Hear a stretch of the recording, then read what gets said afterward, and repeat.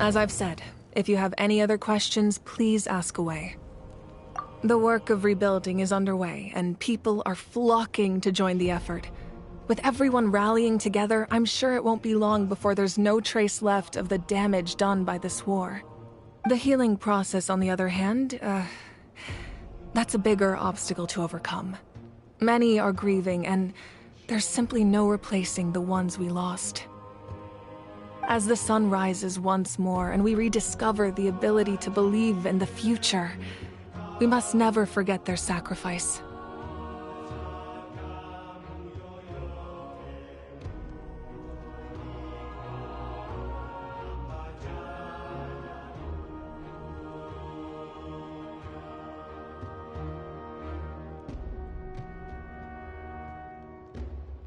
As I've said, if you have any other questions, please ask away. False sky. I have heard this expression before, but I think this was the first proof of its existence. I think there's a lot of investigating to be done to understand what the fragments behind the sky are and why they were hidden in the first place. However, from what the Adventurers Guild tells me, neither the split sky phenomenon nor the fragments have ever been observed in any other nation. My guess is that the Heavenly Principles wants them kept a secret. I just hope they don't cause me any trouble over it. Oh, you should be fine. We did something much crazier back in Fontaine and we're still here. Well, that's good to know. Anyway, the line I'm going with for the masses is astronomical anomaly, and I don't expect much of a backlash. Meanwhile, we can look into it at our own pace.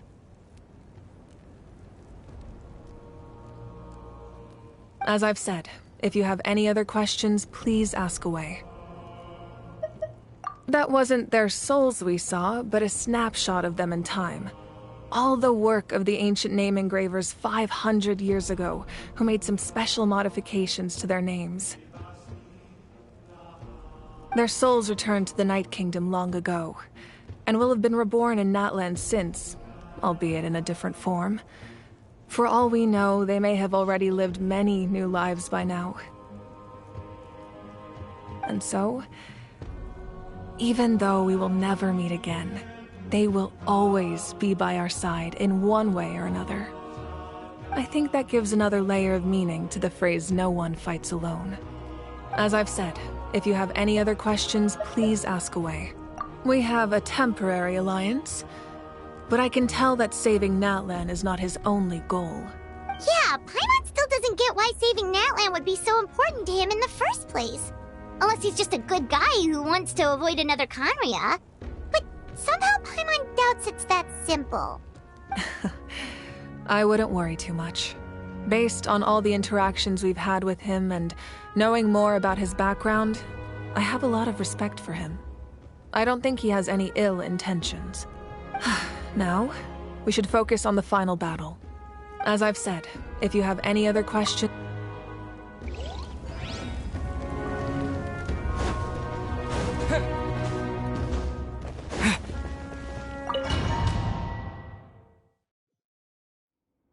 The Outlander with deep ties to this land returns. And this time, he is alone. The power that the Pyro Archon used to strike back at the Abyss came from the Ruler of Death. From what I know of her rules, she will demand death in return. How do you know this? I see. So, the Ruler of Death sent you on your long journey. Natlan still has a final battle to fight, and I too have a final foe to face. For the sake of those countless lost souls, and a hope for Natlan's future, I need your help.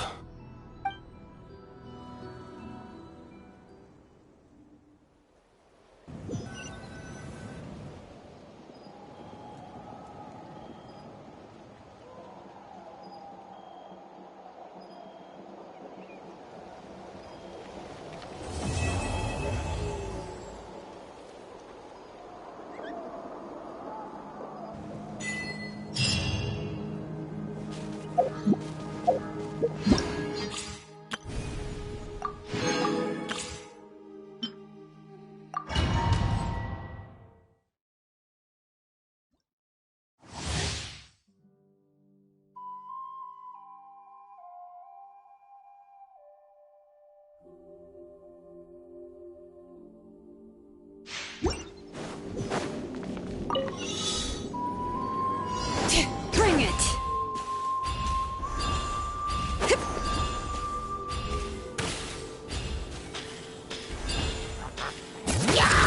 Witness the power of Gugwa! Huh? Hear the echoes of the valley! Breath of the flame! All right.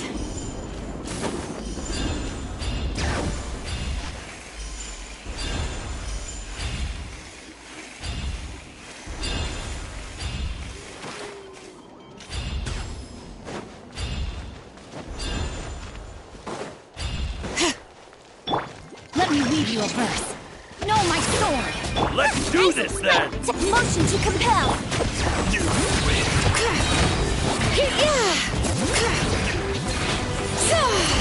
Letting brave names Yes, echo! you are. You're toast! Qualified, huh? All right.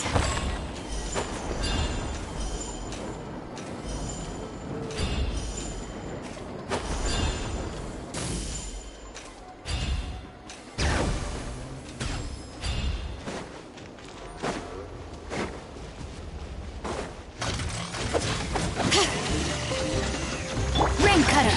Rain outlines Inadmissible evidence! Boom!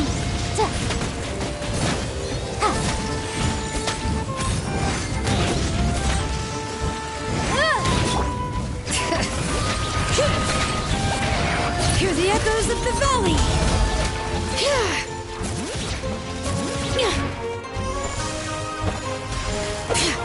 Witness the power of Gugwa! Huh? That's right,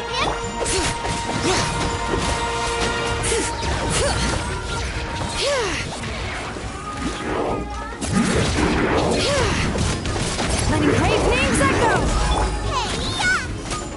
Breath of the flame! Motion to compel! Let me weave you a verse. Rain out. Bring it! Let the mountain's veins boil! Incinerate!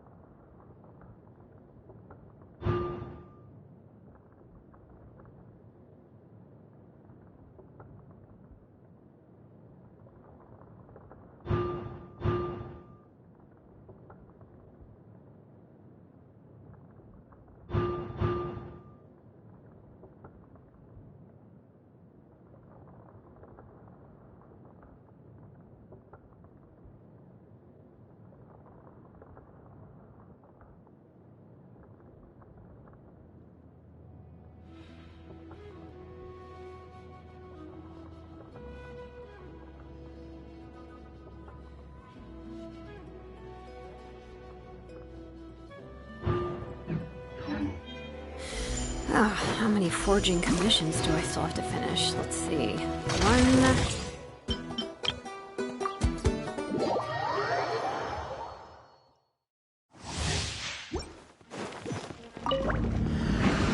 Everybody stand back! Boba, get them! Eat this! Delicate as silk. It's nothing.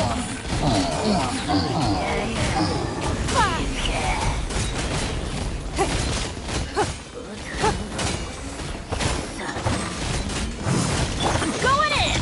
Drops of color. Scatter! Submit! Don't waste my time. You're toast!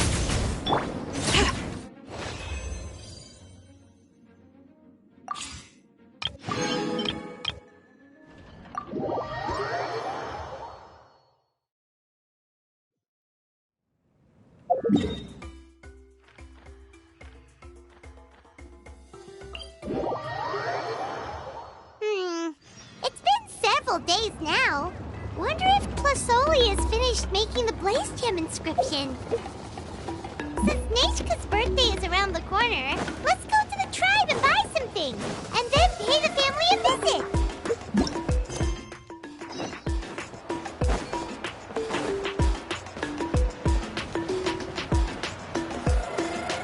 Music records you mentioned.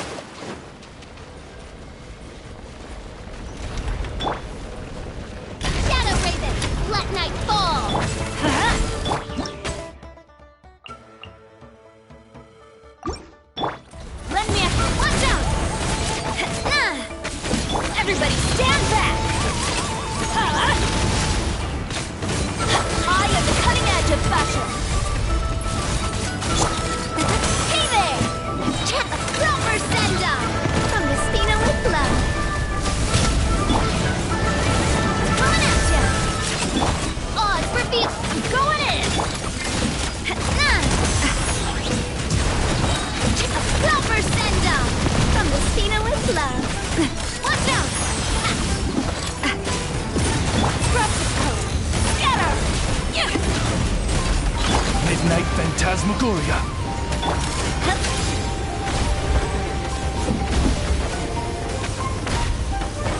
Watch out! Yeah! Fire! Well, this realm is no home for a princess. Teamwork is dreamwork! I am the cutting edge of fashion.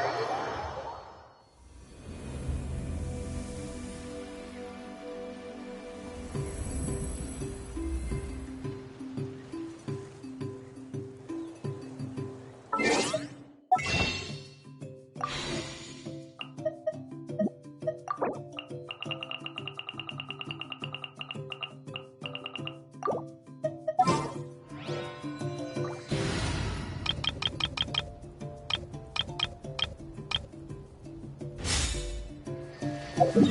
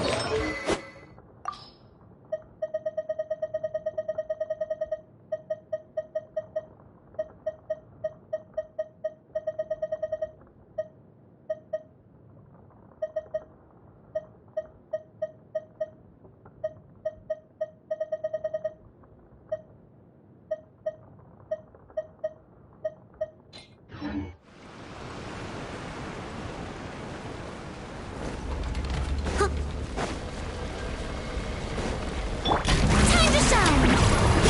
Yoo-hoo! Pull it! Leave it all to me.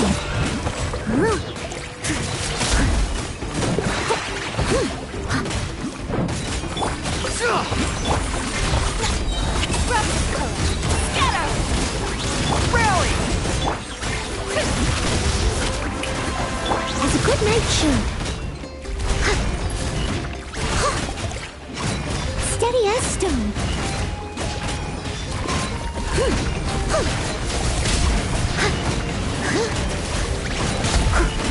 Let my name echo in song!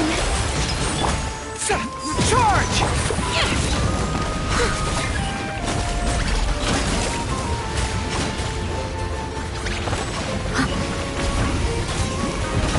Leave it all to me. Strike a pop! Delicate as silk. Lend me a hand.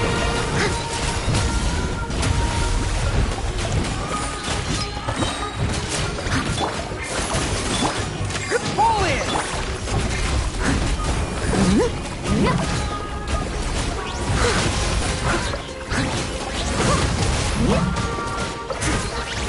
If at first you don't succeed,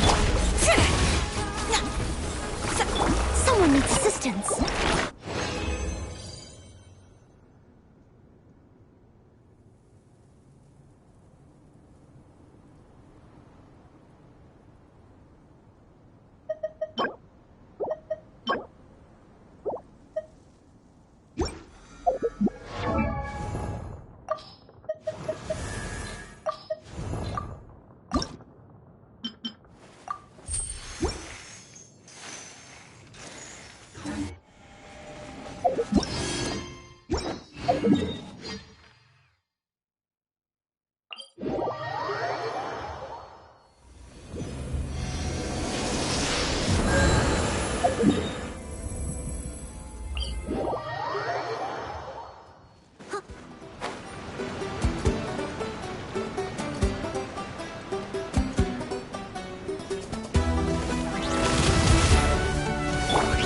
Press the advantage! Let the world collide! Let's... Time to clean up.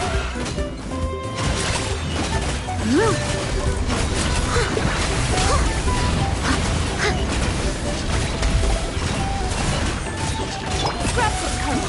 Scatter! Charge! Shower you with... Steady as stone.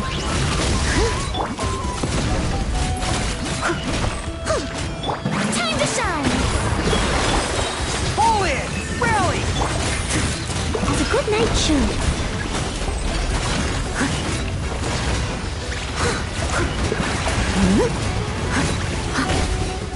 I'll catch up.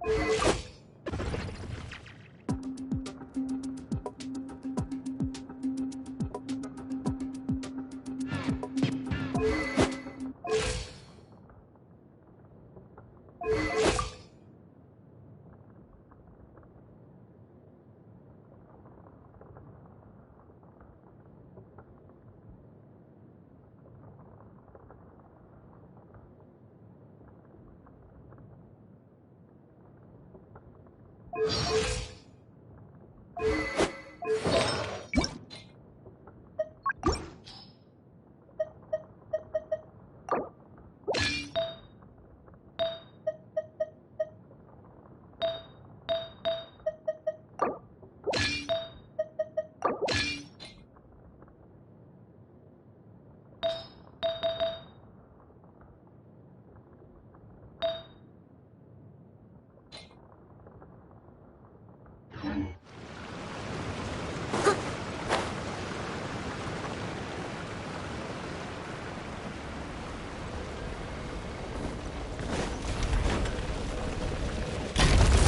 am the cutting edge of fashion. Next Advance! I must leave no stone unturned.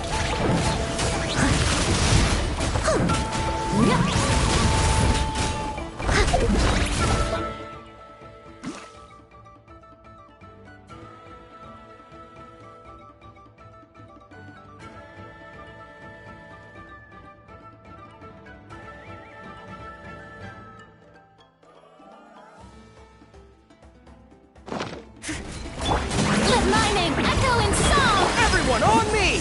Pull it! Lend me a hand. As a dutiful maid would. Steady as stone.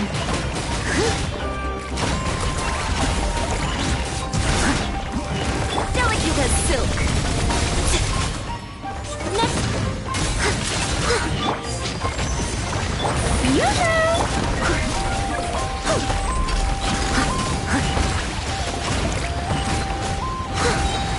As a good knight should. Leave it all to me.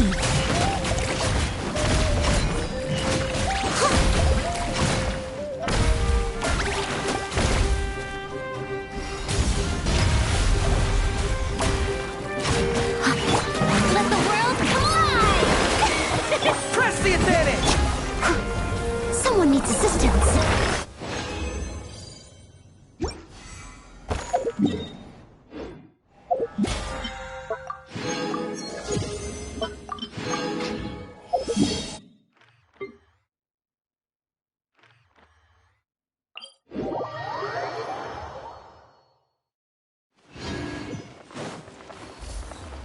Add Ash.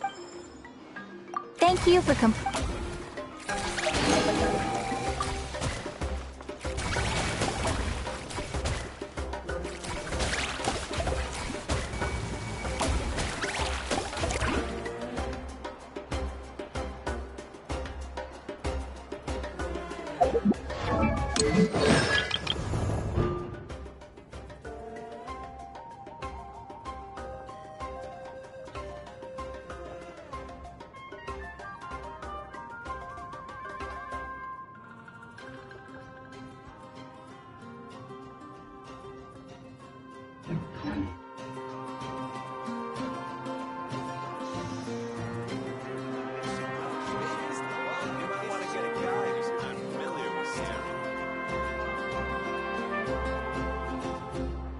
You seem tired.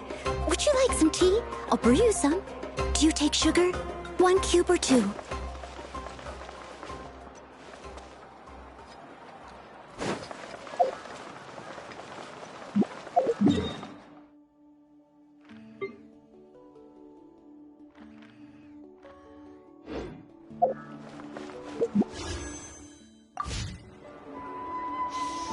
What with the mixing process if you don't keep your voice prizes? You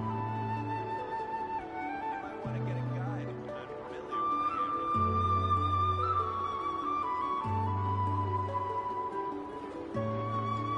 I'm heading east. Don't you come with, you hear?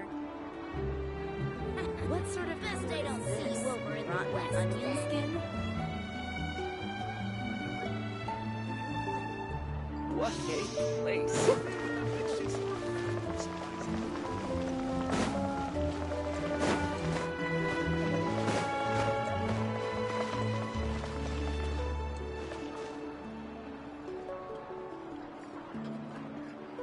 Error.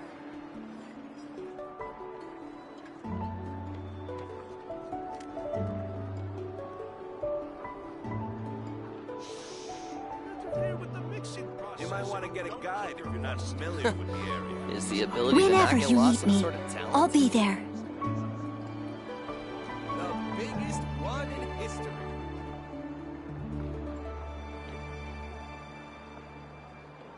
Someone needs assistance.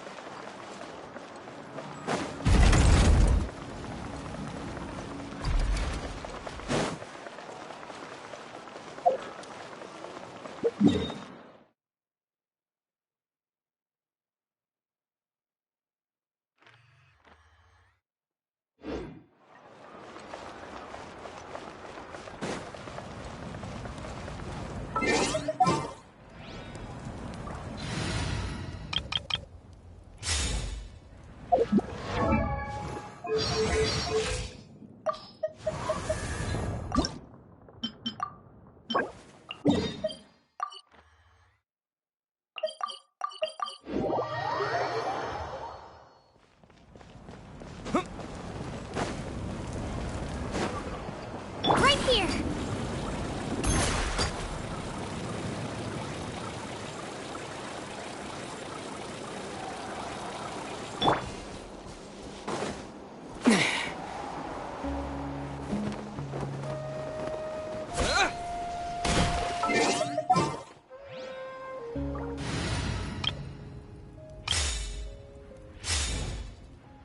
Faster!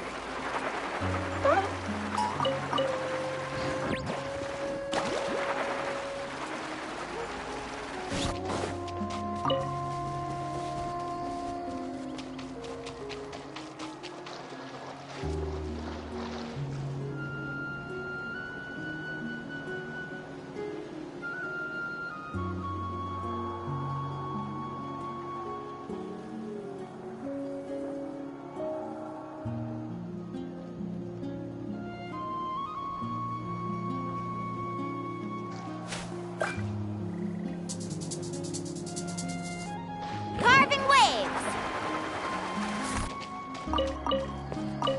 Off we go!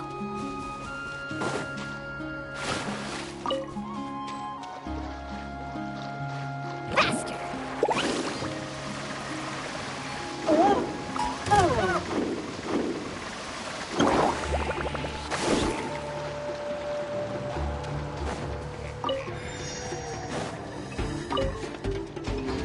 Carving waves!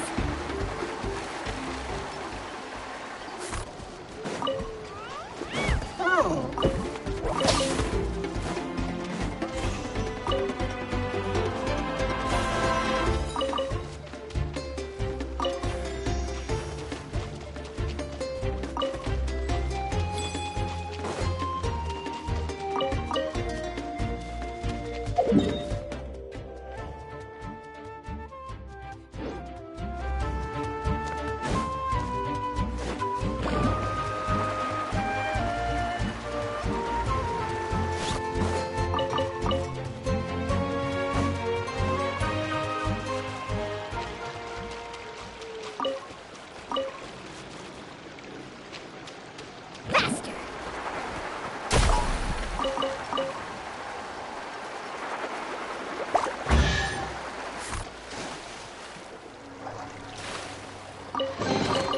The best stuff's always at the bottom. Let's ride!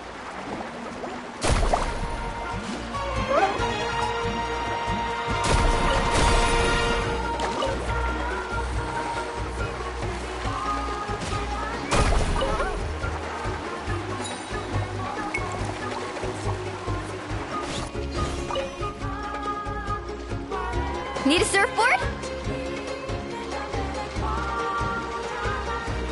Right here!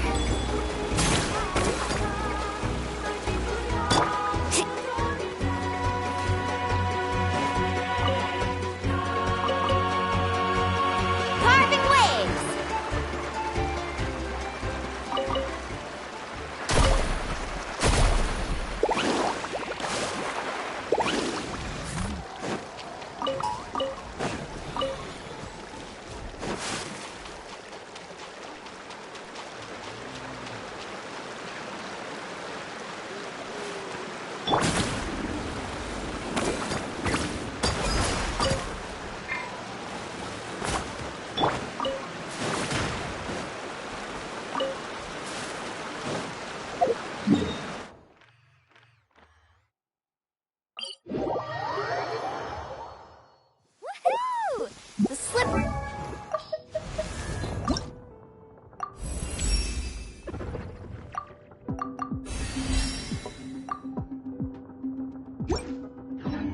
here is perfect for sliding around on a surfboard. Faster!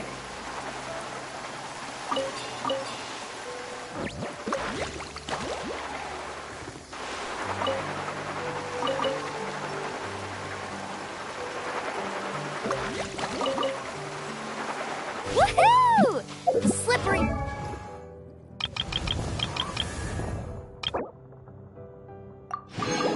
Around here is perfect for sliding around on a surfboard.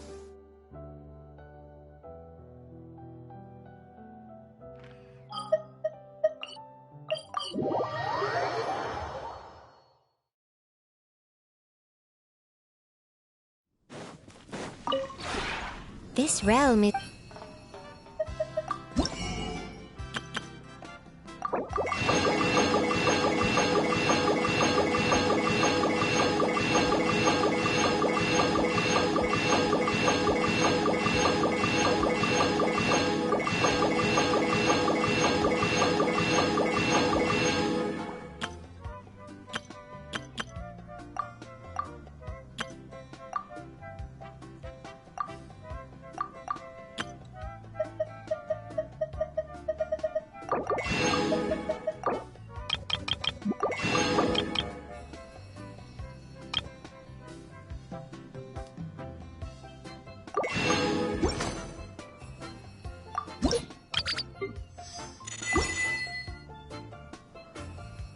If you ever...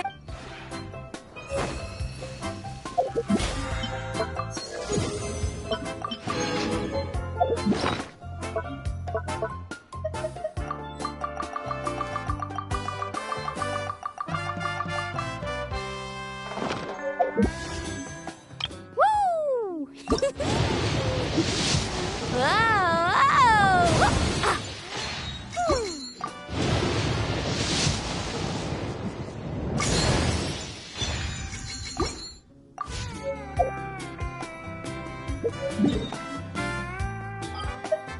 Ever tried chasing waves before?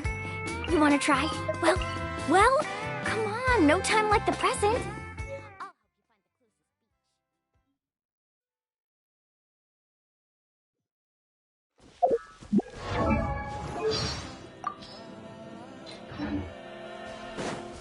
Need a circle? Let's ride!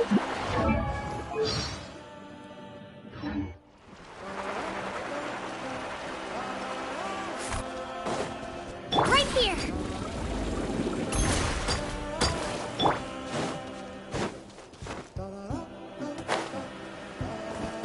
Faster!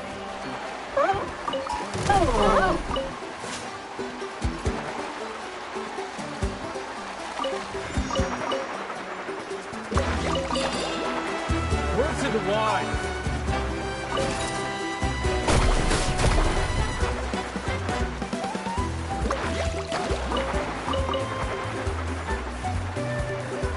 Word to the... Prepare yourself! Let's finish this fast.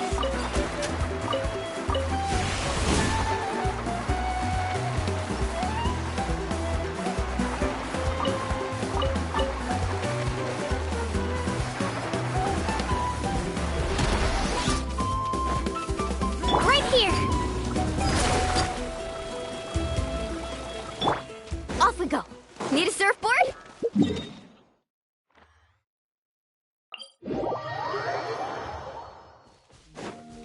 Let's ride!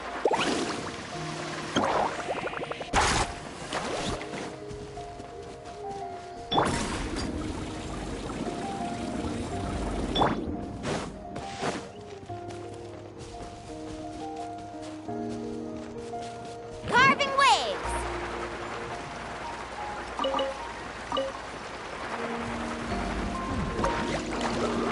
Watch this!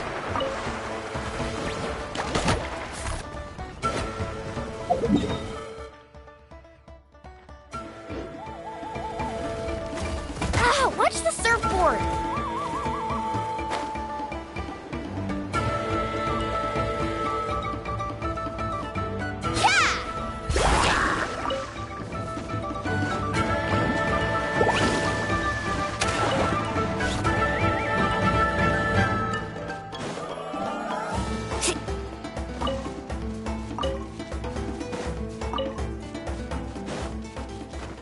Need a surfboard?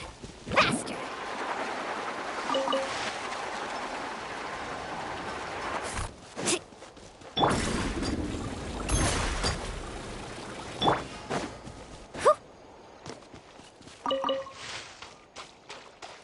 Let's ride! Need a surfboard?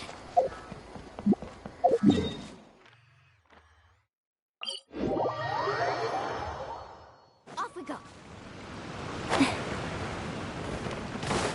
Right here!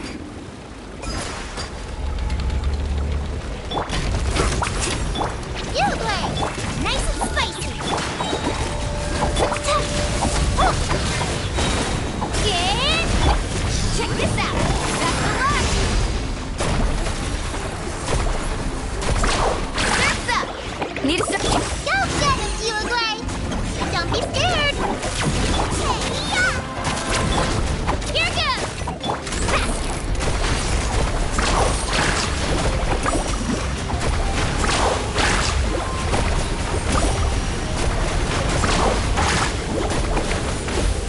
Off we go! Up!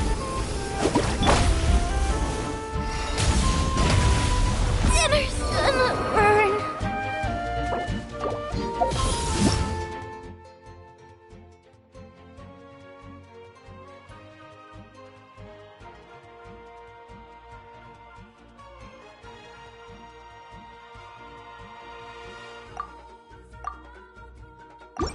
Need a surfboard? Right here!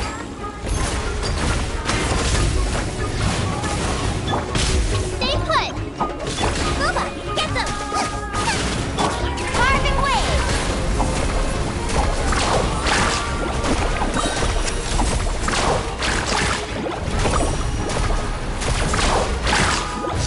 Magic wave! Right here! Clear the area!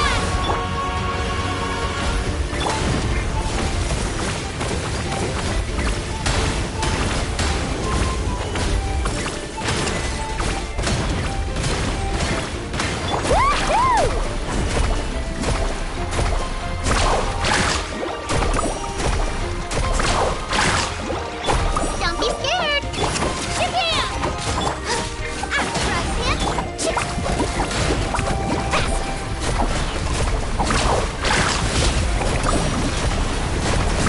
Woohoo!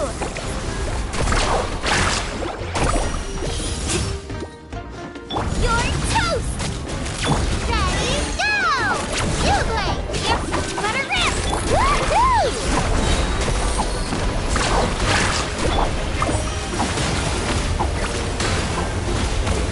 Drilling down!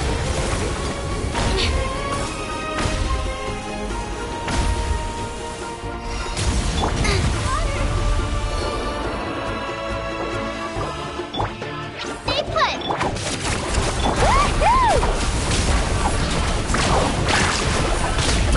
Let's shred, Sharky! Oh! Yeah! Yeah! Hey,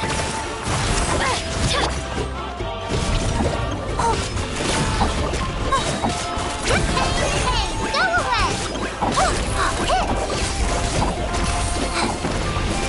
Right here!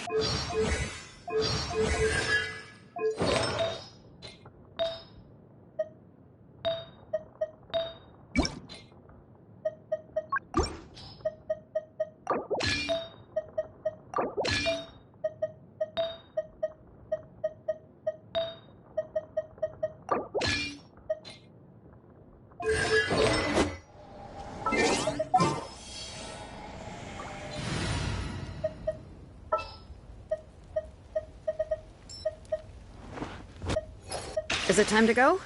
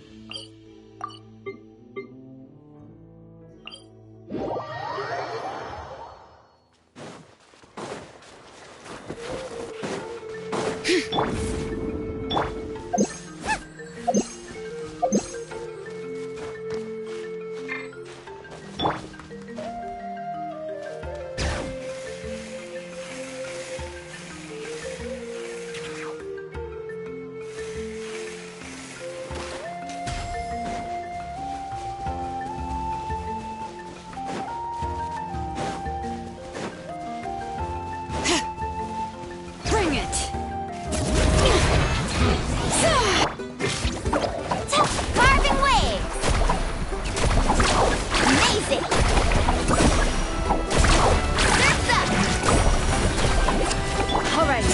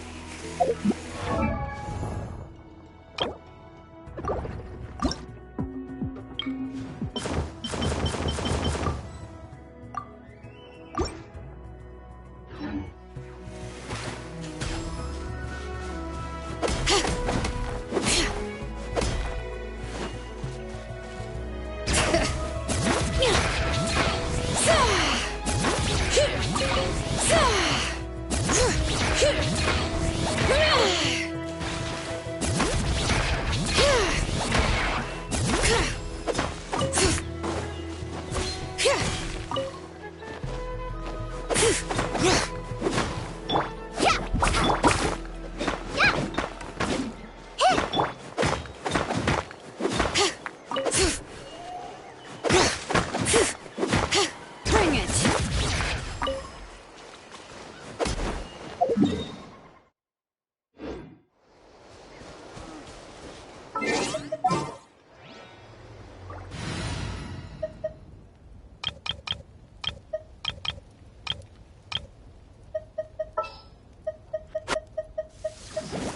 Is it time to go?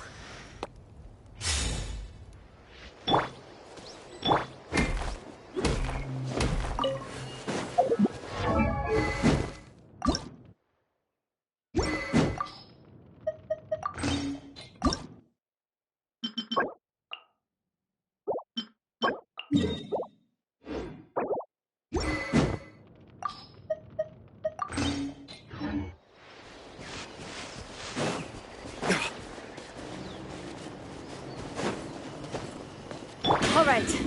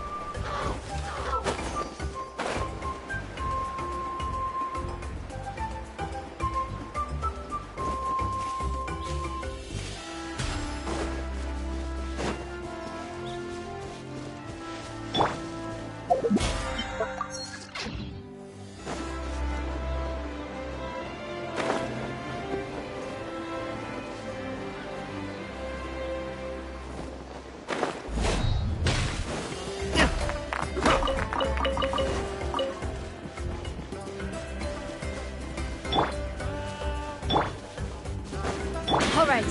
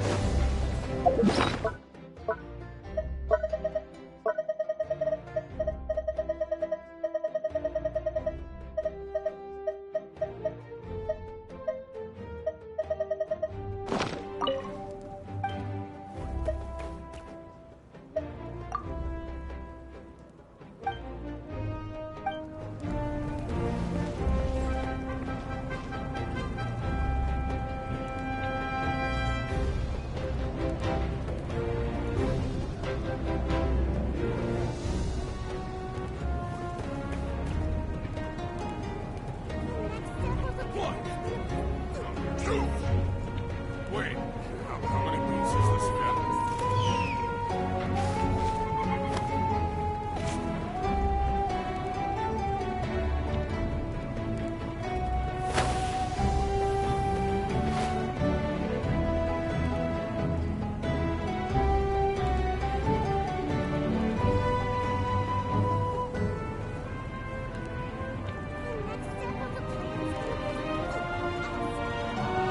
Every course of action has a...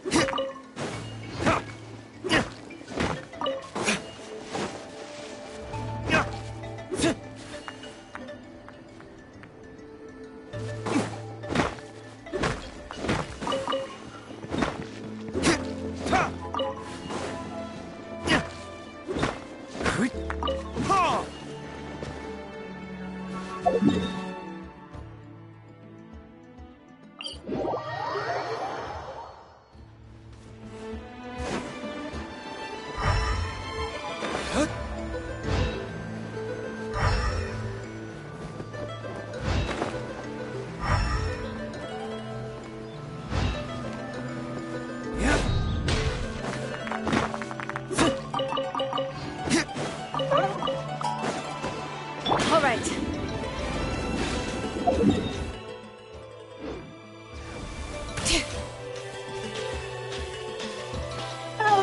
Let's hope you... All right, let's finish this fast.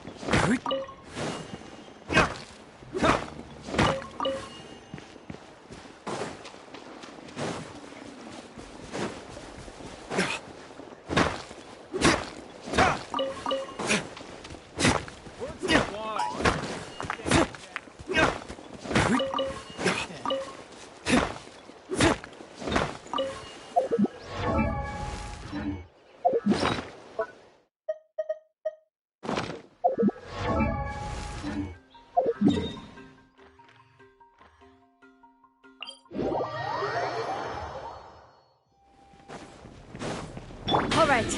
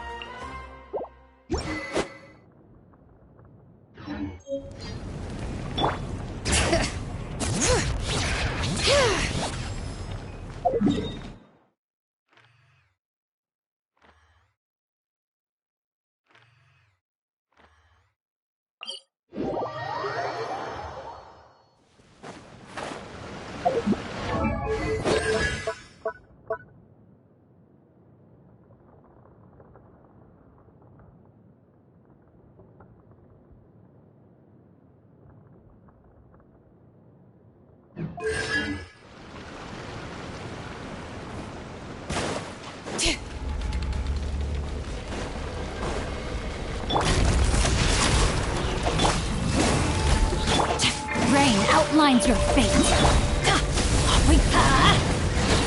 Everybody stand! Witness the power. Bring it!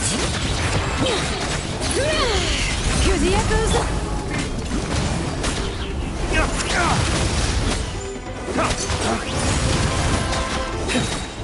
Lay waste to the wicked!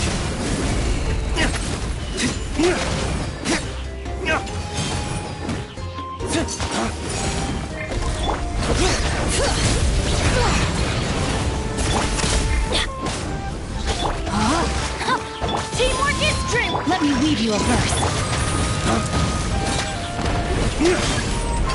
All right.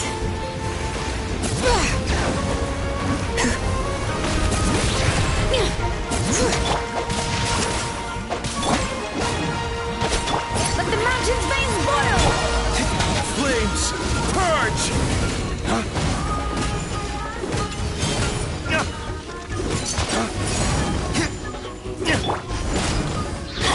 Bring it! I'm going in! No, my sword! Ring cutter!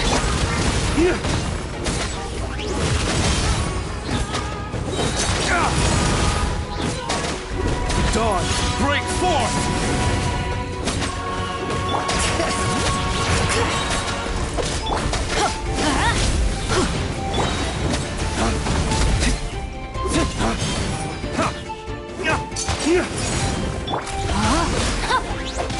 Hear the echoes of the valley!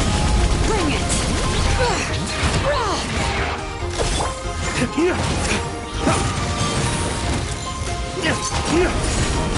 Teamwork is dreamwork. No, my sword!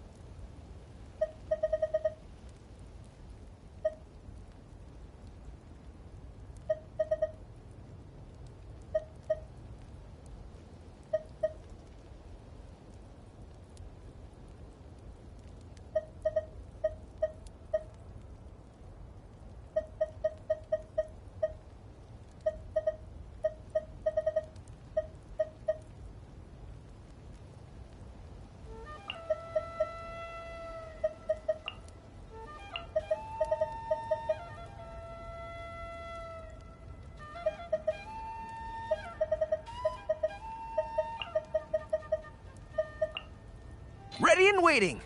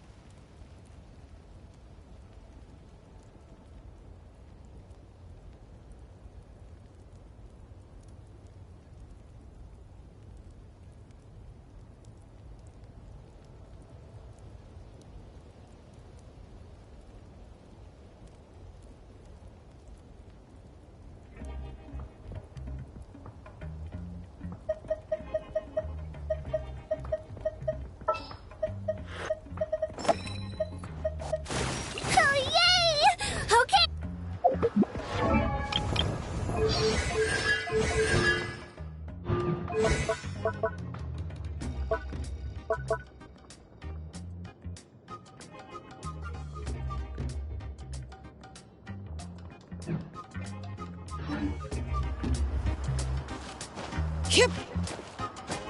Right here.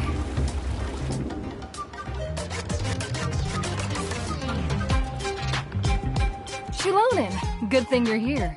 I'm wondering if I can... Oh, the shelf on the left, second row down, first X on the right. That one's yours. And the garden hoe belongs to Ignal, and the hammer is Pakal's, so make sure you take the one that's yours. I haven't even said why I'm here. But looks like you're about to head out for a break. Yes, but I am going to take it right here. The temperature is just perfect today. Really? But doesn't it feel a lot hotter than usual? I really don't want to stay out in this heat.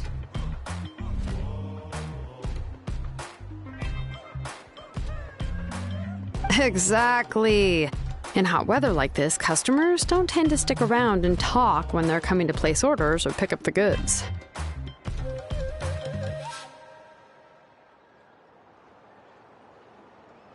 I see. Oh, here comes another customer. I'll just leave you to it then, and pick up my axe.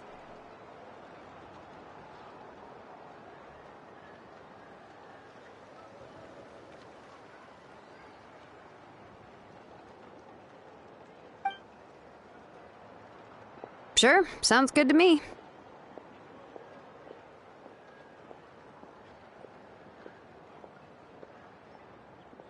Hey, Shilonin! Oh, Traveler, Paimon! We meet again. You two seem to be in good spirits. How's your, Pilgrim's Chronicle been? Run into any issues? Oh, good. It was also my first time receiving a Pilgrim's Chronicle. Even though I've already turned it over to you, there are still a lot of things that could go wrong, so I wasn't sure if there'd be any issues. Huh? So, what are the chances that something might still go wrong? Well, less than the chances of Mualani accidentally falling off a spirit way, I'd say. Oh, well, that definitely would never happen. I found the Exulonin. Thanks a lot. By the way, Nichka's birthday's coming up real soon. Are you planning to visit her? I've prepared a gift, and was just getting ready to take it to her. You're not planning on giving the kid a full set of pliers again, are you? Or, let me guess, woodworking tools? Oh, yeah, I make these myself, and it's a lot of work. But if you like a set, I can make some time and forge one for you. Great! We often camp out in the wild, but a set of Xilonin's tools would make pitching a tent and starting a bonfire a whole lot easier. Well, still, I won't be giving Nichka any tools this year. She wrote me a letter saying that she'd like a copy of Tequil the Brave. The book is not what you call a bestseller, but luckily, I have a few copies in my collection. They were really old editions that were published a long time ago, but they should still be readable. Children her age love fairy tales. The last time I was at Thasoli's, I even brought Nichka... Wait. What did I bring her again? It must have been her favorite thing, but, why can't I remember it anymore? Oh, it is quite hot today. Seems you're about to pass out from the heat. Do you even remember your own name? My memory can't be this bad. It's just these last few days. I've been forgetting things for some odd reason. Well, in that case, why don't you use the Blaze Gem inscription you have as a memo to engrave some important things to remember? After all, that inscription will never wear out, and it's easy to carry. I'd say that's quite a fitting use for it. You do have a point, but my inscription is almost already full.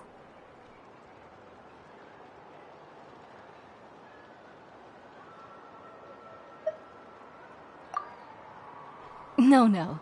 I engraved some wishes on my Blaze Gem inscription. You know, just some dreams that I have for the future and things I'd like to accomplish one day. Even though Thasoli has said that from an aesthetic point of view, it would be best for people to keep their inscription short, this Blaze Gem inscription was still made by a name engraver, the forger of ancient names themselves.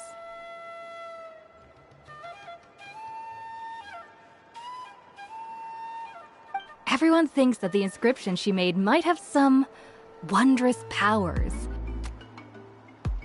So, many people who bought Blaze Gem inscriptions engraved their wishes and dreams on them, in hopes that they would come true. Sounds kinda like a wish granter. But if you do that, won't everyone be able to see your wishes and dreams? Don't worry. We usually ask Thasoli to add the inscriptions for us. She has a unique method of engraving. With her method, the light must be at a certain angle in order to see the text. Without the right angle of lighting, the Blaze Gem inscription will just look like a pretty stone. That's true.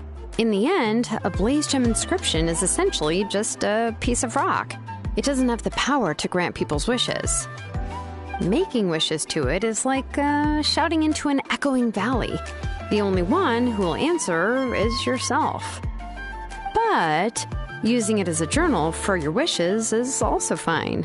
Carrying them with you and taking a look from time to time can be a good source of encouragement.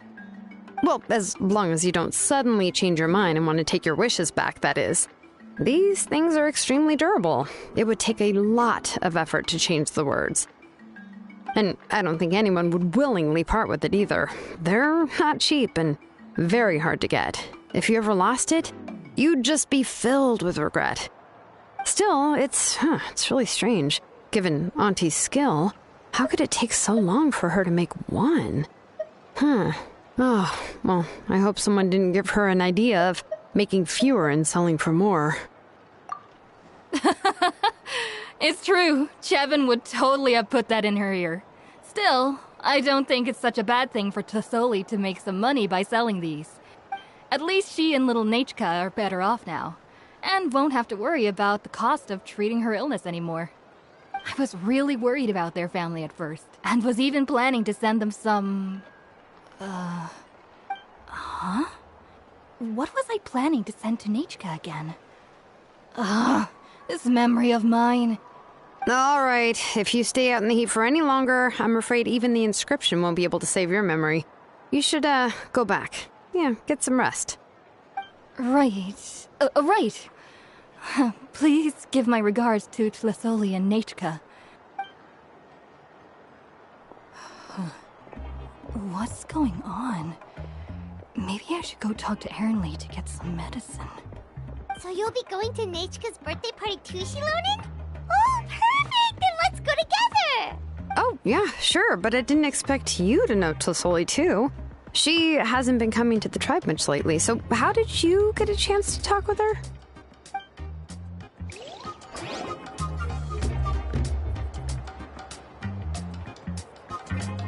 Oh, so that's how you met her. She even wants to use volcanic crystal as a forging material. Guess she's really pulling out all the stops for her daughter. Then let's just go and ask. Come on, I want to give her the book anyway. Huh? Wait a second, our birthday gift's supposed to be a surprise? If we ask Nechka, then she'll know what gift we'll be giving her, and that would ruin the surprise! But if you don't ask her, then how will you know what kind of present she would like? Here's another idea. Perhaps you can also give her a storybook based on what she wrote in her letter. That might be a good option. But shouldn't we give it a little more thought? If we all give her books, it might seem like we didn't put much effort into it. Xilonen, have you really never asked her what she would like the most? There must be something else she'd like besides books. Unfortunately, no. Nechka's illness has kept flaring up over the past few years. Apparently, she couldn't do anything during that time other than rest in bed. She didn't even have the strength to talk to anyone. It wasn't until recently that she started to recover from her illness and regained strength to write letters to others. Anyway, there's no need to overthink it. Worst case scenario, I can split the book into 2 volumes and we can each give her one. No, that's terrible! That would really look like we didn't try. Let's just go ask Nechka. Even though it would ruin the surprise, we could at least get her something that would make her happy. Anyway, could you tell us a bit more about the book that you're getting her? Is it really that unpopular? Well, it's a little difficult to explain. You see, there are actually 2 versions of To Kill the Brave. The premise of the book is pretty straightforward. It's basically about a set of twin brothers working to defeat a demon lord. But after defeating the demon lord, the older brother, Tequil, discovers that the king's spirit has possessed his younger brother, Rimac. In the ending of the original story, the older brother kills his younger brother to defeat the demon lord, before jumping into a volcano.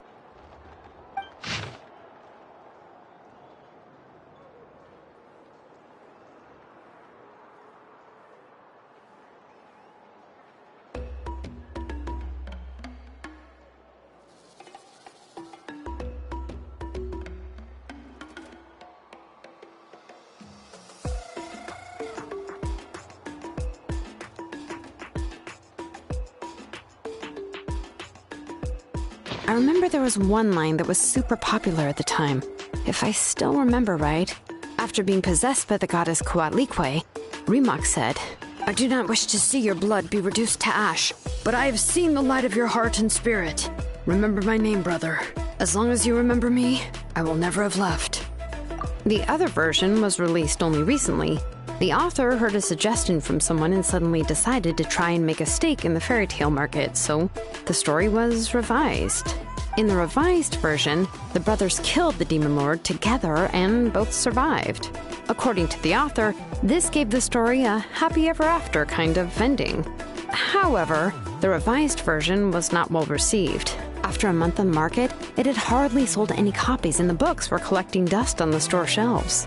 The store owners desperately tried to get rid of the book, and have resorted to all sorts of promotions and discounts to sell it. Even now, the only edition of To Kill the Brave you can find in the market is the newer one, whereas the older edition is nearly impossible to find. Anyway, I couldn't bring myself to give such a poorly rated book to Nechka, so I spent a few days looking and managed to find a few copies of the old edition in a warehouse. I picked out a copy that looked relatively new and wrapped it up as a present for Nechka. If you're interested, I can give you this extra copy to read. The pages are pretty old, though, so please be gentle with it. Oh, and here's a copy of the newer edition, too. They gave me a free copy when I went to buy some chocoatl.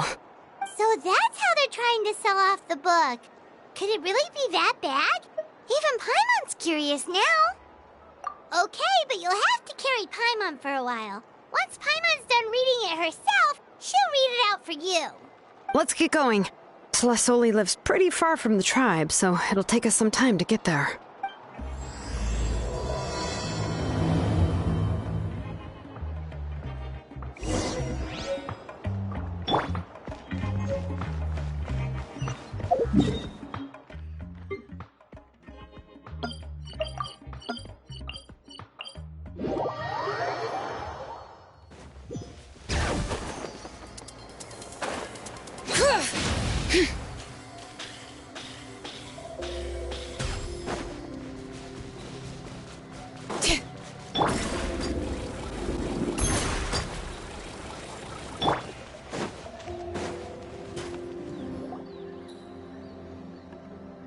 Go on now, Iengu. Nechka is still resting. Hey, Tlasoli, we're here!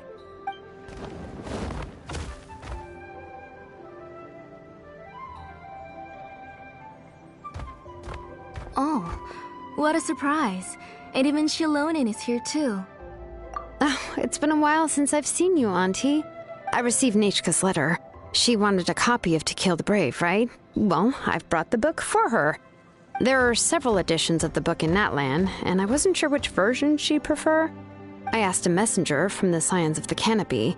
It seems this softcover edition is one of the most popular options, so I brought it for Nechka. You haven't changed a bit, Xilonen. Let's go inside. I was just boiling some chocoatl, so you can all try some. Xilonen used to love drinking chocoatl. When she was little, she would always have several cups every time she came to visit me. You were already a big girl by the time I finally had my Nechka. Alright, for now let's... Oh, Auntie, let's go inside. Traveler, please help me get her into the house. Oh, Paimon will help too! Be good, Iengu, and don't get in the way. All right, let's get indoors. Watch your step, Auntie.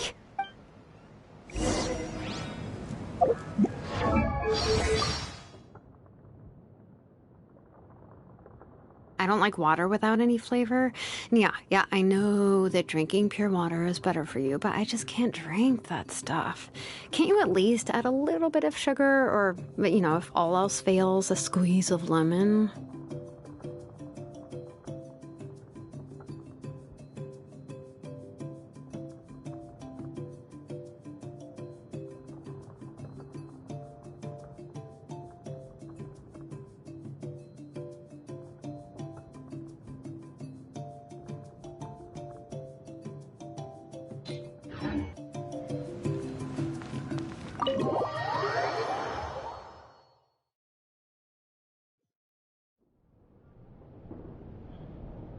Sorry. Nechka's illness has been flaring up recently, so I was up for a few nights. I suddenly started to feel dizzy in the sun.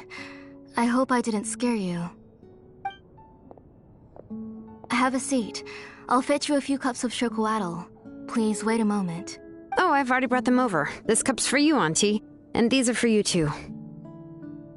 Chocolatl? What does it taste like? Paimon's heard that it can be pretty bitter. Traveler, could you give it a try first? Oh, don't worry. Auntie always adds a lot of sugar. It won't be bitter.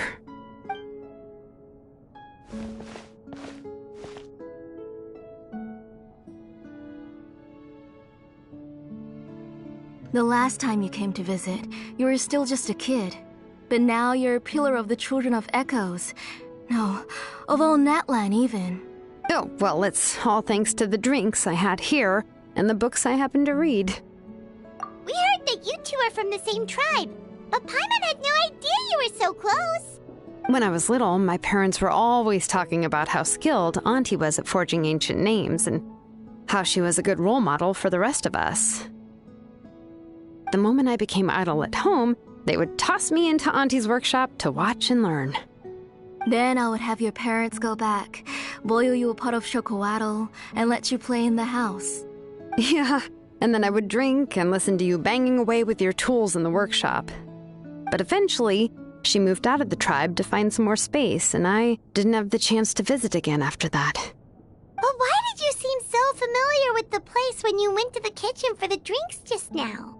Because the layout of this place is identical to her old house. Let me see. Yeah, that should be Nechka's bedroom then. That's right. I remember you used to hunker down in the room to read and draw. But you're all grown up now. Even if you wanted to live here, I'm afraid you've already outgrown Nechka's bed. That's how Nechka sees Xilonen too. Whenever she's feeling better, she always asks me when her pen pal sister will be coming to visit. Well, yeah, I'm here now, and even brought a gift as an apology. I'll leave the book here. You said Nechka asked you for the book? I hope it wasn't too much trouble to get. Really, I'm surprised that she even asked you for a present. When she's at home, she'd even ask me for permission to eat some snacks. Maybe I've been too strict with her. She's obviously starting to like her big sister more than her own mother. Oh, really? Well, I'd say I really haven't done enough to deserve the title of big sister. Yeah, I wasn't able to help her when she was sick, and I didn't even come and visit her that many times. Well, the only thing I have been able to do is to help her find some books. Don't be too hard on yourself, Xilonen. You have great responsibilities as the name engraver of the tribe. We both know you are far too busy to take care of her. The responsibilities on your shoulders also became far heavier when I gave up on my work. You just had more important things to tend to, Auntie. No one in the tribe blames you. We all know that Nechka needs her mother's care. But that doesn't change the fact that I gave up on my work. And even now, I still have not found the courage to pick up my hammer again. I'm sorry to leave you to shoulder all the responsibilities alone, Xilonen. Oh. Ooh, why so somber all of a sudden? Don't be so sad, everyone. Hasn't Nechka gotten better lately? Oh, relax, Auntie. I can handle the work. But once Nechka is back on her feet, you should get back to work and let me have a vacation. You'll be the one who's busy then, and I'll be sitting at the side drinking chocolatl and cheering you on. If that day really comes, you can have as much chocolatl as you like. If you asked me before, I wouldn't have even been able to talk about it. But now that she's gradually recovering, I've also gained some courage to face what happened back then. Nechka's illness actually originates from the Abyss. That night, I was in the tribe, having a discussion over the forging of new ancient names. Before we could finish our discussion, the alarm started to ring outside. A horde of monsters from the Abyss suddenly attacked the tribe, so everyone banded together to fight them off. I joined the fray as well, and it wasn't until the monsters were repelled that I got back home with some guards from the tribe. But Nechka was gone. I can't remember how long I spent searching for her. Maybe for 2 or 3 days. In the end, we found Nechka at the bottom of a short cliff. She was holding a dried-up embercore flower in her hand, and there were traces of abyssal corruption around her wounds. I know. It was all my fault. Before the incident, Nechka had asked if I could forge an ancient name for her. Work was busy at the time, so I told her that if she could find an embercore flower, I would use it as material to forge her an ancient name. Oh, Nechka, my daughter, my Nechka. I was holding her in my arms, but no matter how many times I called her name, she wouldn't open her eyes and look at me. I was the one who decided to move my workshop to the outskirts of our tribe for work. And I was the one who left her home alone. Oh, my daughter. My Nechka. Why do you have to suffer like this? Whoa, hey! It's okay, right? Nechka's getting better. She already has the strength to write letters now, doesn't she? Shilonen has even brought her a gift. Sorry. I just can't control myself whenever I remember that time. Phew. Alright. It's not every day that we get guests. I really shouldn't be crying like this. I asked someone to buy some ingredients for me. So, why don't you stay for dinner tonight? I'll make some shrimp bisque, grilled fish and mint sauce, and tower tacos. Oh, help! That sounds like a lot to make, and we don't want you to tire yourself out. Thank you both, but don't worry. It's just a few dishes. I'll be fine. You three just need to make sure everything gets eaten up. I can't eat a lot at this age. Oh, we haven't had anything to eat yet, so don't worry. We'll make sure there are no leftovers. Ah, it just occurred to me that Shilonen likes to eat cheesy crab hot pot. Why don't I make that instead of the grilled fish and mint sauce? I remember you don't like picking out fish bones. Nah, both are fine with me. I've learned to just chew up the fish bones now. Oh, come on now. If you don't want to pick out the bones, I can just take them out for you. Anyway, for dessert, would you like a cup of grain fruit or chocolate? Cup of grain fruit! How about a cup of grain fruit mixed with chocolate? Okay, got it. I'll go start cooking, but could you do me a favor in the meantime? I ordered a bunch of ingredients, and they should be here any minute now. Would you go check by the door and see if they were already here? If so, please bring them in. Come on, Shilonen. Stop lying around. You shouldn't nap before dinner. It'll ruin your appetite.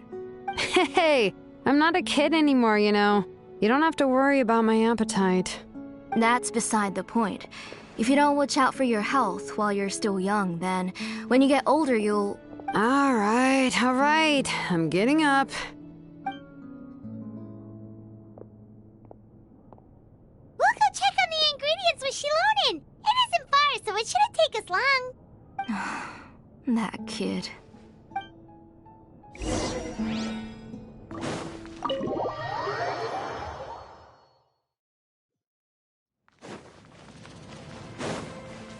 Right here.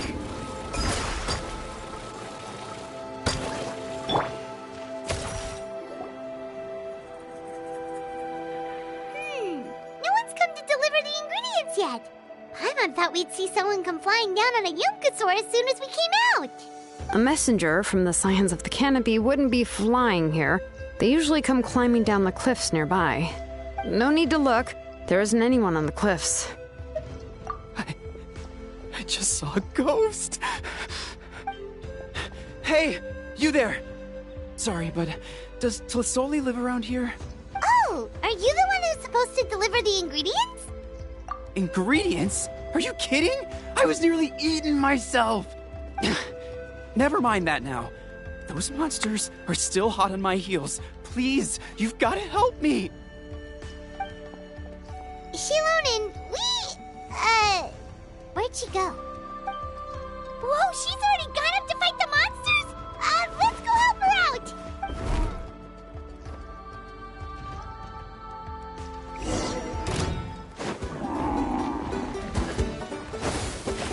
Right here! Witness the power of Guhua, Rain! Bring it!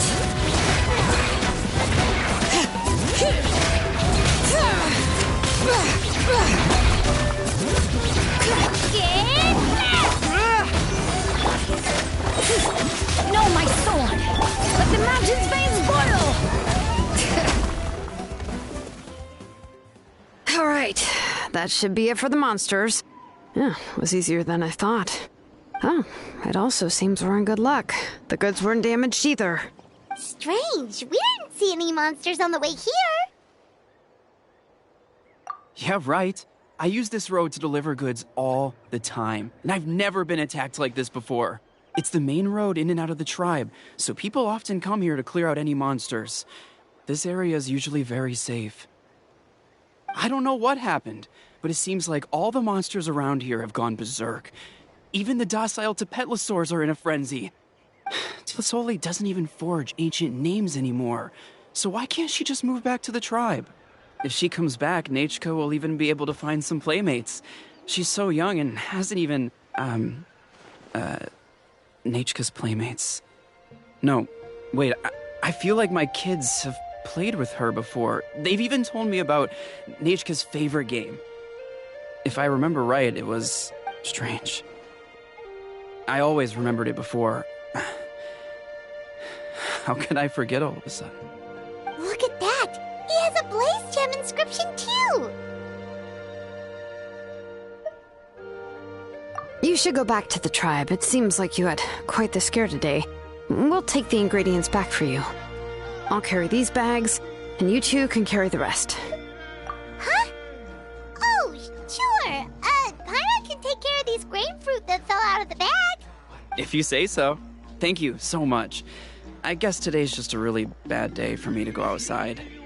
That's so weird. Why is everyone we run into today having trouble remembering stuff?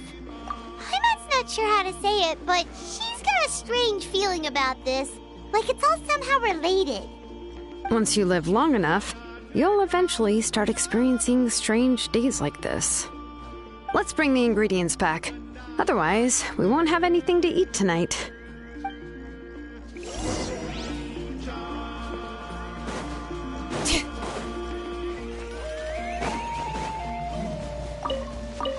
Bring it!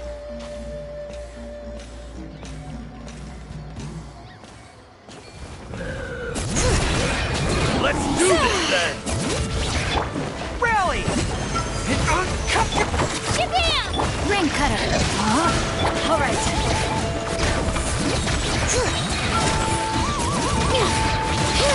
Hear the echoes of the valley! Yes, you are.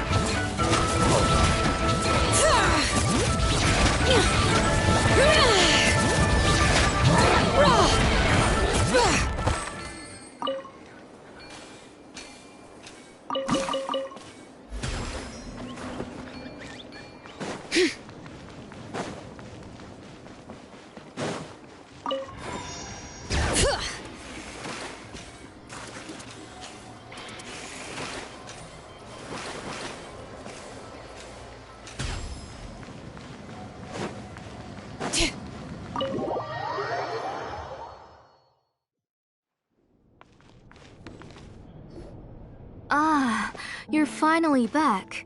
What took you so long? I was starting to worry. Oh, yeah, we, ran into some small problems, but everything's fine now. All right. As long as everything's okay now. You all have a seat. I'll get the food ready. It will...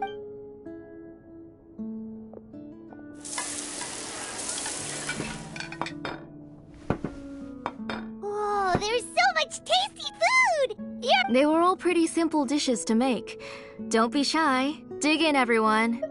But Paimon can't reach that dish! Could you give Paimon some? Come on, come on! Ooh, yeah. Can I get another serving, please? You're done already? Do you even chew when you're eating? Of course! Didn't I say that I chew up the fish bones? I'll have just one more fish and leave the rest for Nachka. It's okay. Just go ahead and eat all you'd like. Nachka can't eat these dishes anyway. Her body is too weak to digest these kinds of things. I'll just make some broth for her. Oh no, but Paimon thought she'd already recovered from her illness. Injuries caused by the Abyss cannot be undone. The doctor said the fact that she's stable is already quite a miracle. But it's okay. Nachka can talk to me now and can even hold my hand. That's more than I could ask for. Even if she will never again know that I am her mother. What do you mean? The doctor said the Abyss has had an irreversible effect on Nachka's soul. She's lost all her memories from before she was injured. The doctor also said this sort of memory loss isn't like simply forgetting something. Rather, she can no longer remember anything from before that fateful day. Huh? But How does that happen? You know about the woven scrolls that the Masters of the Nightwind use to record things, right? Well, generally speaking, forgetting things is like when the woven scrolls would gradually start to fade. As long as you repaint and weave the threads again, the faded memories will come back to life. But the case of Nechka's memory loss is as if her woven scroll had been cut in two, and the portion of the past was burnt to ashes. The books she loved to read, the flowers she took joy to grow, and the time she spent in this house were all cut off by the abyss, and can never be retrieved again. As one example of that, Nechka now only sees me as a strange, unfamiliar auntie who claims to be her mother. She's a good kid, and doesn't want to upset this lady who's been taking care of her so much, so she still calls me Mom. But I've always had a feeling that she's constantly wondering about things like, where is her real mother? Why is she stuck here in this house? Was she abandoned? Nechka really has no idea that her real mother is right in front of her, and has never left.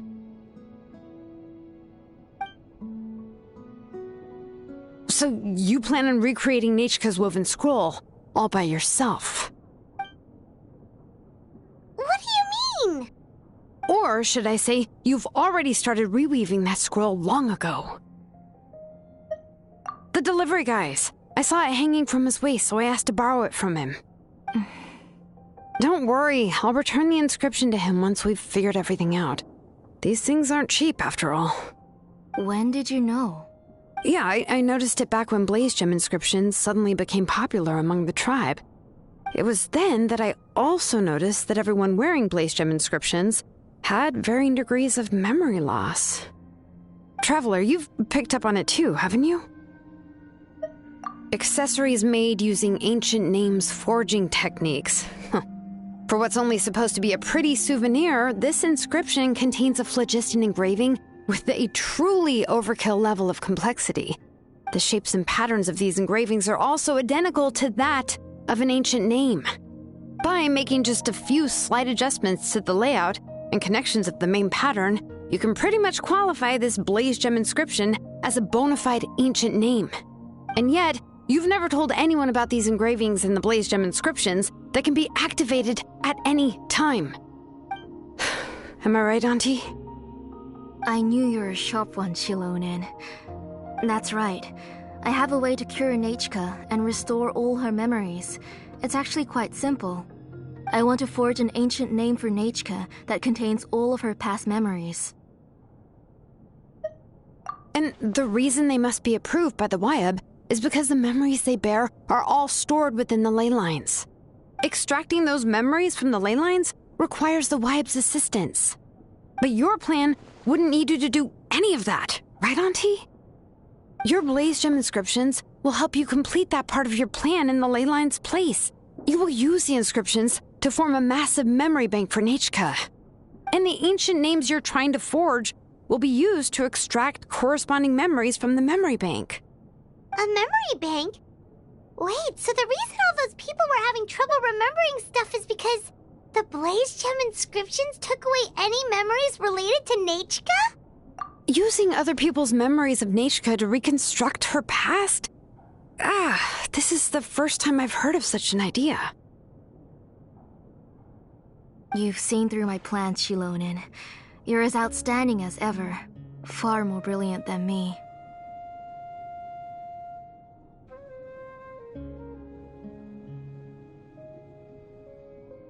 I intend to use this method to collate all the memories related to Nechka and allow her to regain her past again. But wouldn't extracting memories like that hurt the person carrying the Blaze Gem inscription?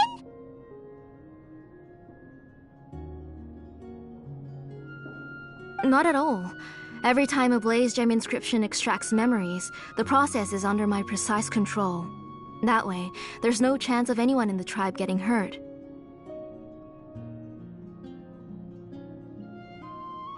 This is the central inscription that controls all the other Blaze Gem inscriptions, which will also soon serve as Nechka's ancient name.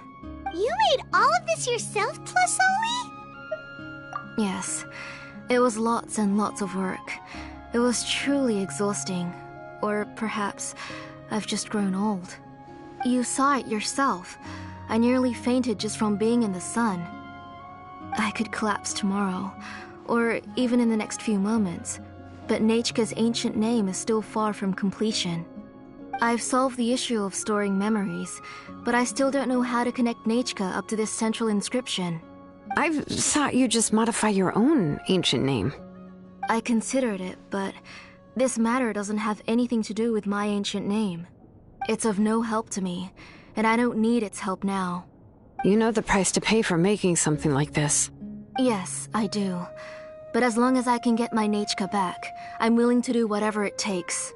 Otherwise, Nechka won't have any chance of reclaiming her past once I'm dead and gone. She won't remember me, and she won't even remember why her name is Nechka. When that time comes, she'll be left to drift around the world all alone, unknowing of where she came from or where she should go. She is my daughter, the one to whom I gave the Nechka name. Whether it be as her mother or as a name engraver, I can't simply stand by and let her name disappear. Xilonen!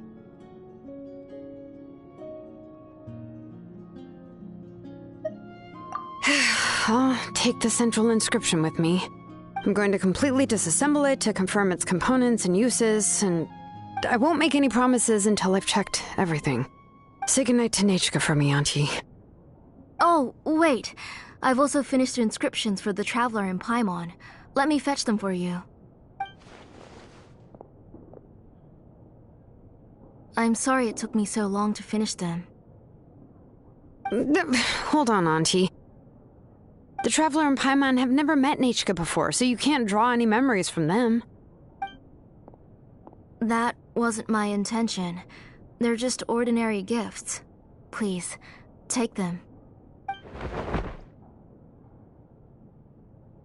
Huh? What was that noise? Nechka must have woken up and wants to get out of bed on her own. Sorry, I'll go check on her first. Nechka, don't try to get out of bed. Just tell Mom if you need anything. You go ahead and take care of Nechka, Auntie. Let's go, Traveler and Paimon. There are a few things I want to tell you.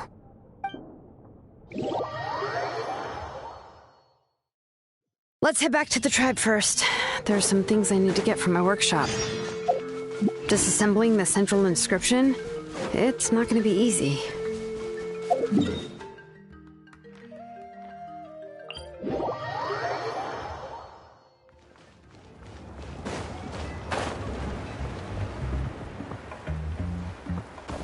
Right here!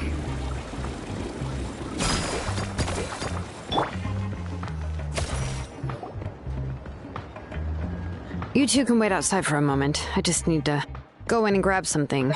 The workshop is a little messy, so unfortunately, I won't be able to show you around.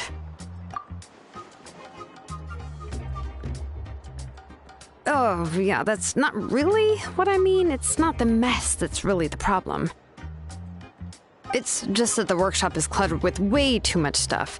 Books, files, and even ancient texts I got from the Masters of the Nightwind. Everything's piled up to the ceiling. You probably won't know where to step once you're inside. Kachina suffered quite an unfortunate series of events the last time she went inside. Well, I suppose it was my fault for being so focused on searching for information at the time that I forgot to lock the door. After entering the workshop, she was shocked to find herself face to face with a massive woven scroll from the Masters of the Nightwind, and then she turned around and knocked over a huge stack of forging blueprints. She tried to step out of the way, but tripped on a poster tube that was behind her, and then boom! The forging blueprints came crashing down right onto her head. Oh no! She's lucky I noticed in time. I found Kachina in a daze and managed to save her before an entire set of the history of the Children of Echoes was about to bury her. I then dragged her up to the second floor. Ever since then, Kachina always waits outside the door and doesn't dare take a step in whenever she comes to see me. Yeah, you're an artisan and craftswoman after all. We thought there would be weapons and armor hanging all over the place. But it seems more like a library than a workshop. Well, my primary work is forging ancient names, which is much trickier than making swords and tools.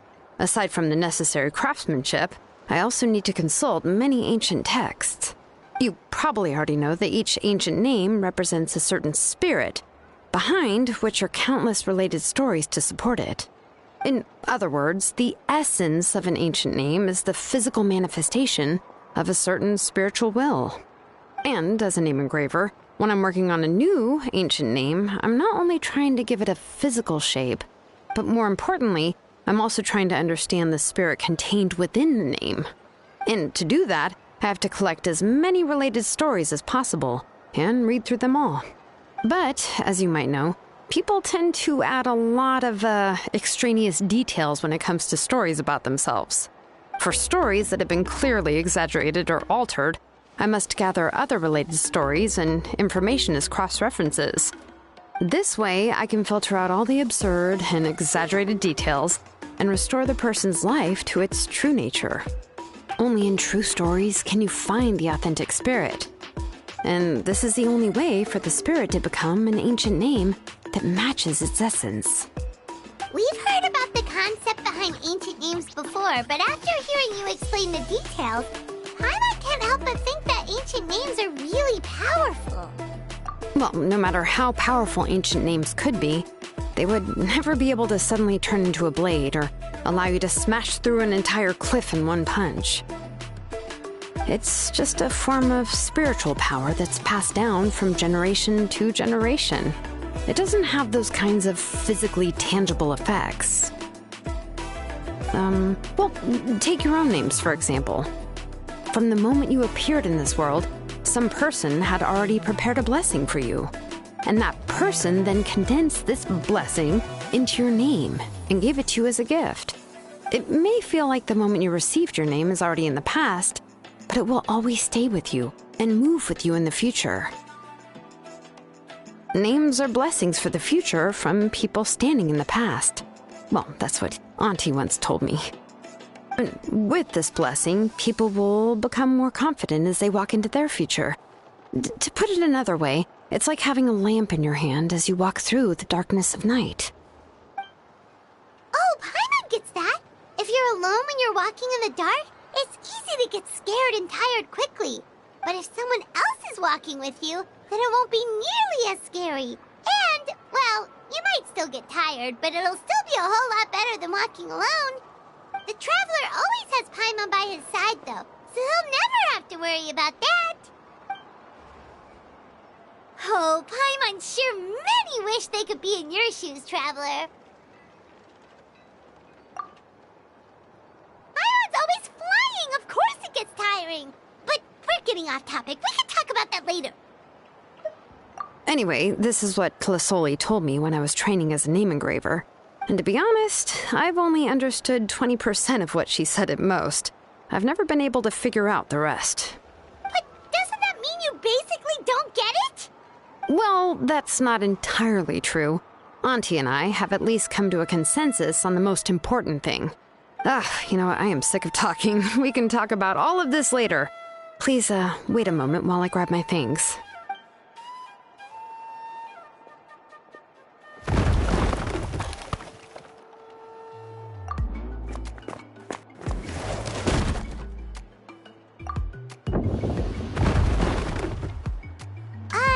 Did you hear a whole section of something collapse in there just now? It's fine, it's fine. It was just a bunch of very old ancient name records. I've already made copies of them. I kept this set of phlogiston wedges in the back, so it wasn't easy to take out. I had to resort to brute force. Come on, let's go disassemble the central inscription. It shouldn't take long. Bring it!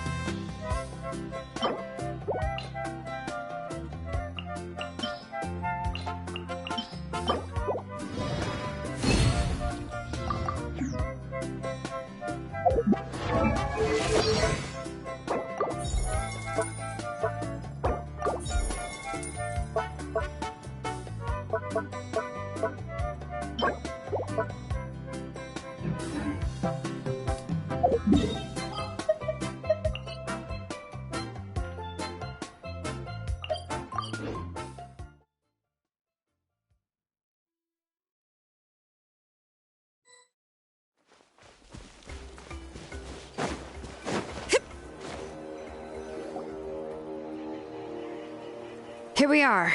This is the place. This cliff is pretty high. What are we going to do here? Are we going to climb to the very top and then throw this inscription down the cliff? I'm going to use phlogiston to make an engraving circle on the cliff wall. That will allow me to investigate the internals of the central inscription. Now let me see if this thing can even turn on. I was still an apprentice last time I used it. Before we attempt to engrave the inside pattern of an ancient name with phlogiston, we always use this to draw out the engraving diagram on a cliff or open ground. Only after we've confirmed that phlogiston can flow properly through the internal engravings can we start formally working on the small internal engravings of the ancient name. If we want to dismantle the central inscription in a non-destructive manner, we'll have to use this thing. I really don't want to engrave such a large diagram with my bare hands. Oh, so you'll be able to see what it looks like on the inside without ruining Tlasoli's inscription? For the most part.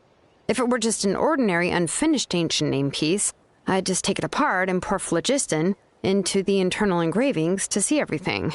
But since it's a central inscription, it would be better not to destroy the blessing that Auntie has prepared for Nichka. So, Xilonen, does this central inscription fall under the 20% you understand about ancient names, or the other 80% you don't understand? Oh, don't worry. As I said, Auntie and I share an understanding of the most important principle, which is names are intrinsically valuable. Only by having names can things be sorted and categorized. They allow the world to become more orderly and identifiable. For example, when I order ore, I would usually say I need volcanic crystals of about 35% purity and no more than 3% of impurities. Without specific names, I would only be able to go to the ore merchant and say, I want this and this. No, this isn't it. That one. No, not that one either. Yeah, you see what I mean? Names are a crucial part of how we standardize our workflow. Without names, the work would be impossible. Yes, because forging ancient names is first and foremost a technical job. There's no debating that. As for the question of why it's important, as long as it does not affect your ability to perform your work, you'll gradually understand it as you put the process into practice. After all, creating an ancient name is quite the complicated process.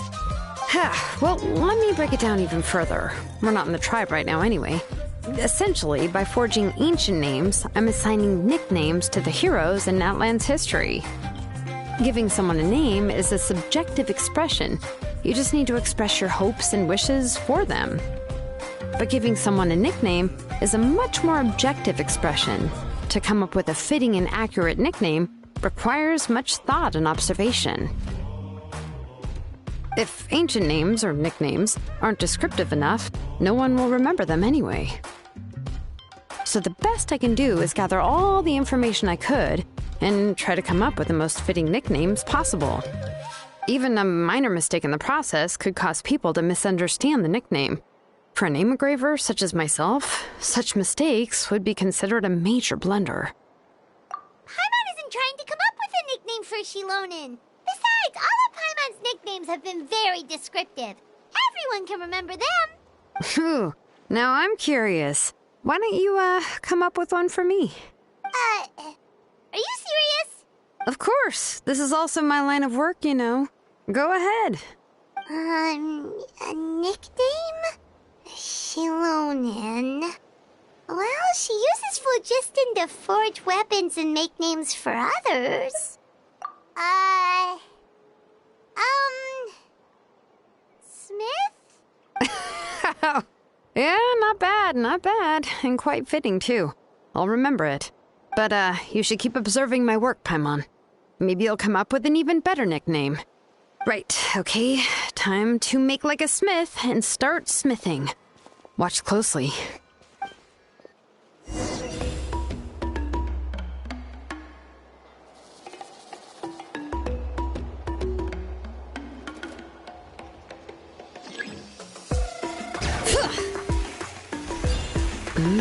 Adjust the inclination by 2 degrees. The error margin is within an acceptable amount, but I'll extend the inscription link a little more just to be safe. I'll leave some space here. When the linked engravings are activated, the inscriptions here will overlap with each other. There! That should complete the flow.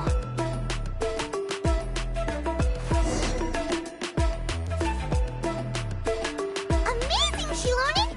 You were running all over that cliff as if it was flat ground! Oh no, it doesn't have anything to do with my tribe. It's just the phlogiston adhesive I have on my shoes. But after all that running around, I'll have to infuse them with more phlogiston again. Huh. I should prepare a spare supply of phlogiston to bring with me next time. More or less, yeah. I usually have at least the key equipment on hand.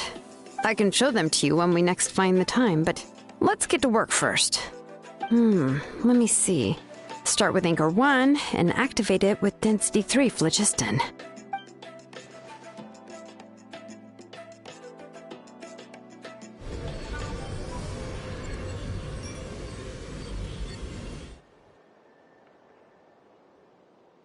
Whoa!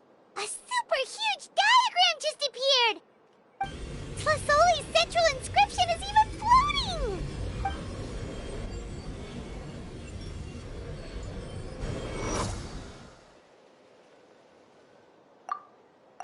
So are you done checking the inscription, Xilonen?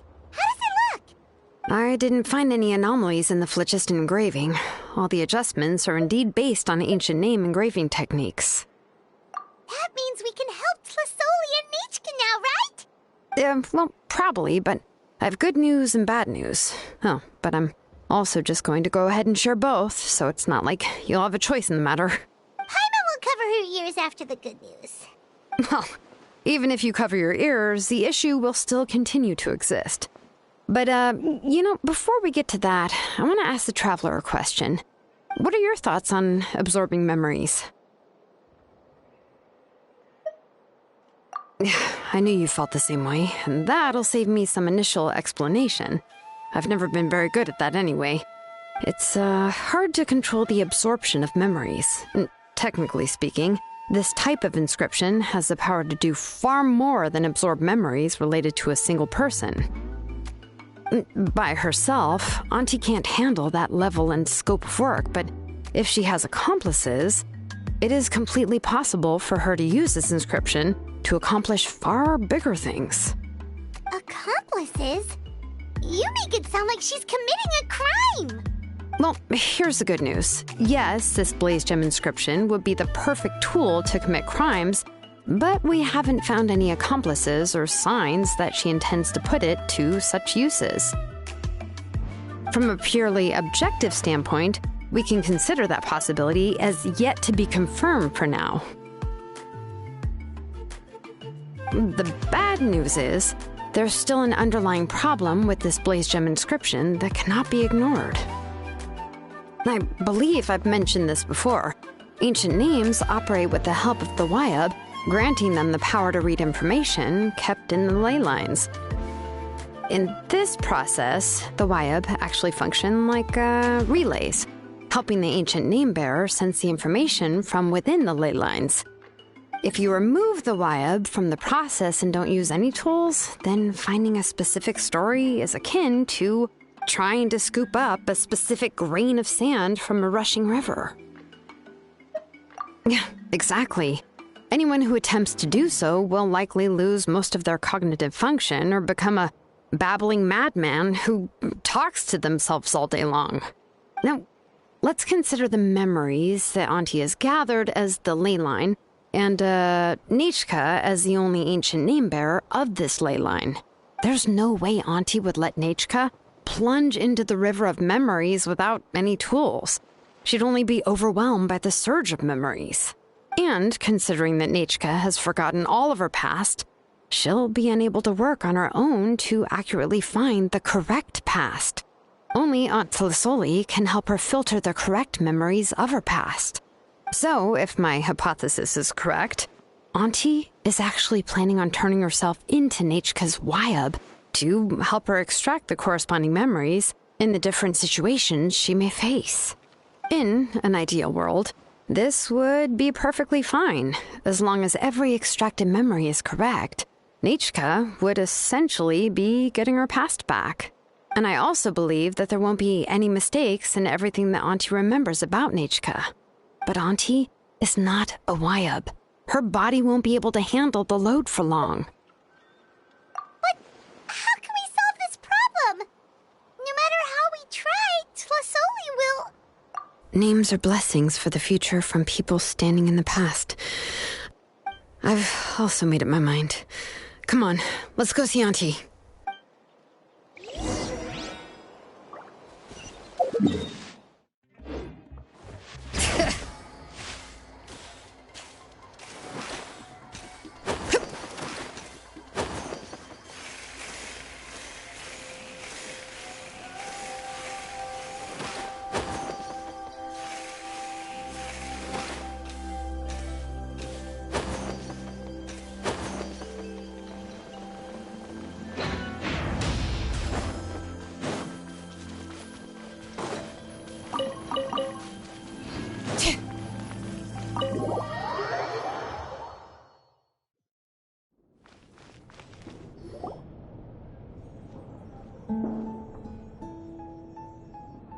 Xilonen, it looks like you've made your decision. Am I right? Yes, here's some research that I've done. You can reference it to modify the way the central inscription operates. I'll also help you continue working on the Blaze Gem inscriptions, but I must have complete control over all the inscriptions and the ability to oversee their uses. The memories that can be absorbed by the inscription will be limited solely to Nichka's past. We'll plan a set time frame together from which the memories can be drawn from shortly. If you attempt to extract any memories beyond this scope, then I'll consider that as committing a criminal act and halt all work related to the central inscription. After the memory bank is constructed, the Blaze Gem inscription's absorption functions must be stopped immediately. Only functionalities for outputting memories will be kept. I accept. Thank you, Xilonen. I really... Auntie, you know I can't stand it when you do this. If you needed my help, you should have just said so. There's no need to beat around the bush like you did. Using technology for ancient names to forge other things without permission is no trivial matter. Yes, it's a major departure from the technology's intended use, but it's nothing compared to a child who needs help, compared to a name that's about to be lost. But once this is all over, you must come with me to see Pakal and discuss everything that happened. That's fine. I'm willing to accept any punishment for my little Nichka. All right, let's clear off the table and come up with a plan. I need some time to consider how to let Nichka control the Blaze Gem inscription on her own and extract the memories from her past. Oh, by the way, did you give the book to Nichka? How could I just hand her a birthday present that you specially brought for her? I've picked out a box and packaged it up.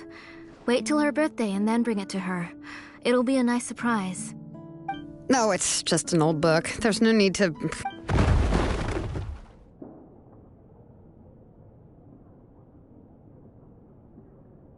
Oh!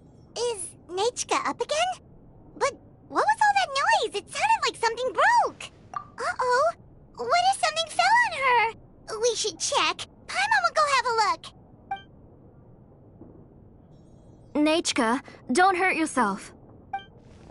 Xilonen, is that you? You're Nichka? How many times have I told you? Don't get out of bed on your own. You were running a fever yesterday. Hello, Nichka. Thank you for the book. I've already read it several times. You've already read it? But didn't Tlasoli package up the book that Xilonen brought? No. She's all mixed up. The one she read isn't from Xilonen. It's one I bought for her before. A few days ago, she told me she wanted a book. I know nothing about these kinds of books, so I had no choice but to go to the tribe and look for a copy. I eventually found one and bought it for her. I put it in her room once I got back. Soon after, she suddenly developed a fever. I was so busy taking care of her that I forgot about the book and even forgot that she had asked you for a gift. Auntie, do you know which version of the book you bought? Which version? The shopkeeper said it was the one with the perfect ending to the story. Apparently that's the only one you can find on the market now. Oh, it's all my fault. You wasted your money, and now it won't even be a surprise. Oh, it's all right. It's just a book. As long as Nechka enjoys it, that's what matters.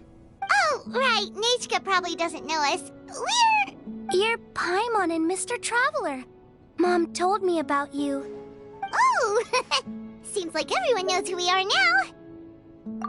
Yeah, Nechka seems to be doing pretty well today. Since she's been stuck indoors for the last few days, why don't we take her out for a walk?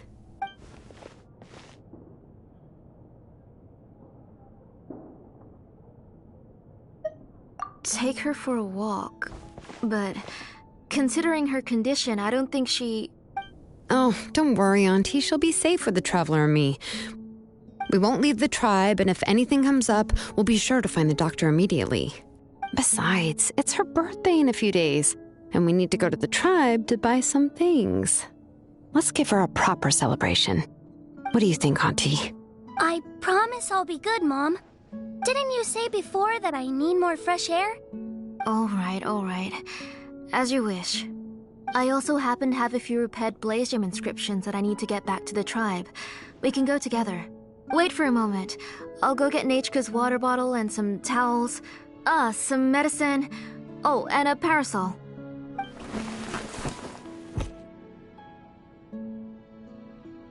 Talk about being prepared. It doesn't hurt to be prepared. Okay, let's go. Please be good now, Nechka.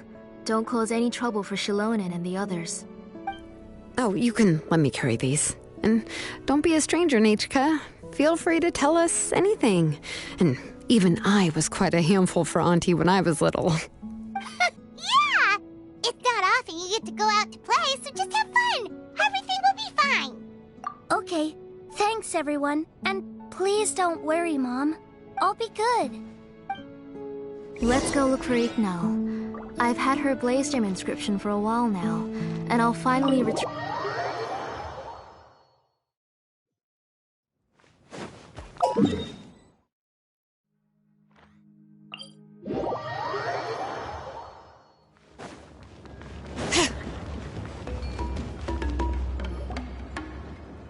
Tosoli, what brings you to the tribe today? Oh, and Nechka too! Oh, she seems to be doing much better now. She's even out and about. I'm sure it won't be long before she'll be playing with Janelle and the others. I hope so. Here, Ignal. This is your inscription. I've finished repairing it. Oh, thank you for bringing it back for me. Oh, by the way, I came across a piece of good quality ore a while ago. I was thinking of using it to make some pretty jewelry for little Nechka. I remember that Nechka would become so happy every time she saw a shiny ring. Right, Nechka? I'm sure she'd love that. Thank you.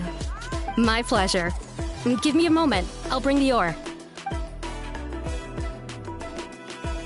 Oh, I can make the jewelry for her. What kind would you like, Nechka? I would like... something shaped like an embercore flower would be nice. She was always asking me before to make her an ancient name with an embercore flower design. Noted. I'll make that as a gift for her next birthday. Sorry, Nechka. It won't be a surprise for you. That's okay. Thank you, Xilonen. Found it! Sorry to keep you waiting. Here, please take it. By the way, Nechka, feel free to write to me if you ever want to know more about ores. Well, I was shocked last time when you wrote me out of the blue asking for a volcanic crystal. Sorry about that. She can hardly contain her curiosity now that she's started to recover. She's still too weak to go out whenever she wants, so she begs me every day to help her write letters to people in the tribe about all sorts of things. That's how you know she's one of the children of Echoes. It's normal for us to be interested in ore. Everything's looking up! Oh, we're just like the main character in the new version of Tequil the Brave, when he was about to save his brother Rimac. According to the story, we should be right around... Let Paimon see. Ah! Tequil prayed to the goddess of mountains and fire. Let my brother's name ever live on. I am willing to sacrifice my heart and blood in return. The goddess replied, I've heard your prayer, but your brother is no longer your kin. His name has sunken into the deepest of depths. Then Tequil said, turn my blood to fire so my heart may illuminate the depths. I will bring my brother back before my blood runs dry. Oh, you remembered that whole line, Nichka? Paimon remembers that's exactly what the book... Huh? Wait, what did the book say? Paimon finished both books in one sitting. A lot of their content is nearly the same, so it's easy to get mixed up. But the ending in the older version is more interesting, even if it's hard for kids to, well, completely understand. Oh, wait! Nichka hasn't read the other ending. It's okay, just wait a bit and Paimon will read it out for you. That's not true.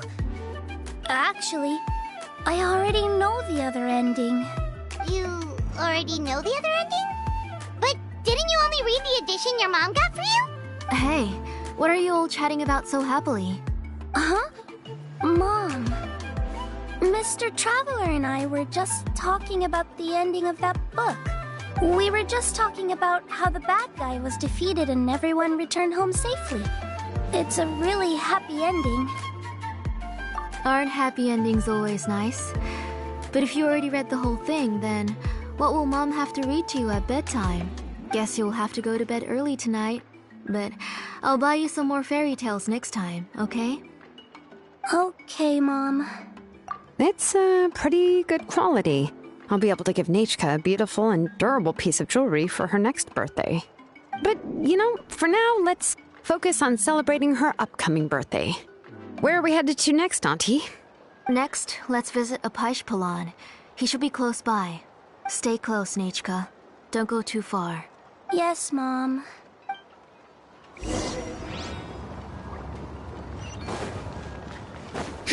Bring it!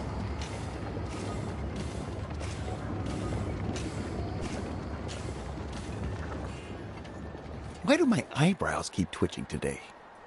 Strange. That means you're about to hit the jackpot, Apashpalan. I didn't expect to have 2 name engravers coming in today. Welcome. What are you looking to buy, Tlazoli? I'll give you a discount like usual. Whoa! Offering a discount just like that? Tlazoli sure has connections. She was once our name engraver and did a lot for the tribe. It's only fair that I offer her a discount. Thank you for your generosity. I've finished repairing your Blasium inscription. Here, have a look. Come on, Nichka. Say thank you. Thank you, sir. Oh, so this is Nichka. Tlazoli has shown me some pictures before. It looks like you're doing much better now. How about this? Go ahead and pick anything you'd like from the store. Think of it as a gift from me. No, that's all right. Mom told me that you've already given a lot to our family. Oh, well, that was for your family. I've never given anything just for you. If you don't feel like it, you can also let your mom choose for you. Oh, no need to stand on ceremony, Auntie. Go ahead and pick something for Nichka. His drills and small clamps are good quality. The measurements of each part are exact, and they're always very durable. I always come here to buy things if I find myself in a pinch. Oh, do you have any child-friendly safety scissors? I remember seeing a few different styles. I have a few in stock, but I put them in the back. Let me bring some out for you to pick. Oh, no need to bring them all the way here. Why don't we just go in the back and choose there? It should only take a moment. I don't know much about that kind of scissors. Why don't you just go yourself and... Well, there are too many different designs and varieties of kid scissors. If you don't come and help me choose, I won't be able to pick one that Nichka would like. Come on, Auntie. It'll only take a moment. And there goes Shalone and dragging Tlazoli off to buy more stuff. Ooh, what a busy day. I won't run off. Paimon, who's your favorite character in To Kill the Brave? Paimon's favorite? Tequil, of course. He went through a lot to rescue his family. In the old version of the story, he was never able to reunite with his family, but he was still really strong and fought as best as he could. What about you, Nichka? Which character do you like? I like Rimac. Oh, the one who was possessed by Coatlicue, but never forgot his brother Tequil. He was also an amazing character. If it wasn't for his determination, both he and his brother would have been defeated by Coatlicue in the final battle. Of course! A story's only interesting if you can really get immersed in it. Hey, Nichka, why don't we play pretend? You can be Rimac, and Paimon will be Tequil, okay? Mr. Traveler, can I play the role of Coatlicue? But isn't she the villain? In the old version, she even ate Rimac and took on his appearance.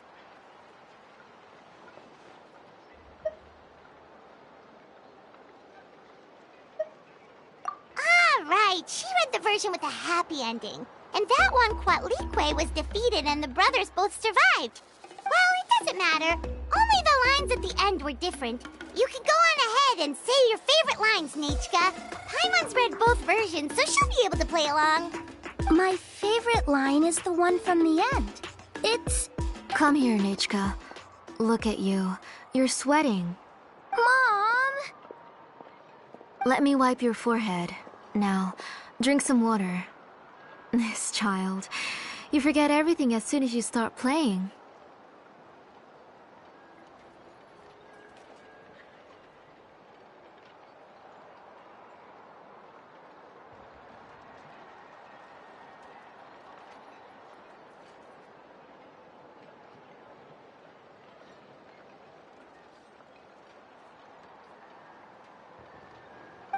We've picked something up for Nichka. A Paishpalan will deliver it to Auntie's house once he's packaged it up. How was Nichka?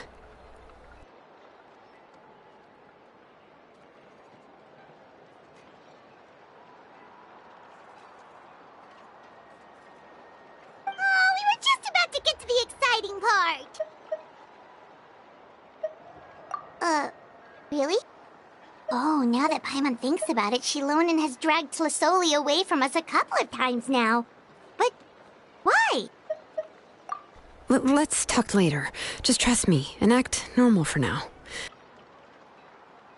Oh, we should head to our last stop, Auntie.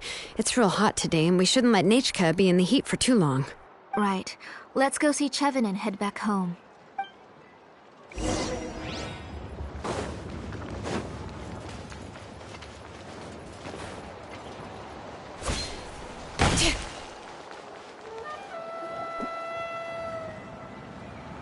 I finished repairing your Blaze Gem inscription, Chevin. I've also reinforced it so it shouldn't fall apart so easily now. Thank you. How about the volcanic crystal? Was it usable? Yes. Thanks for that.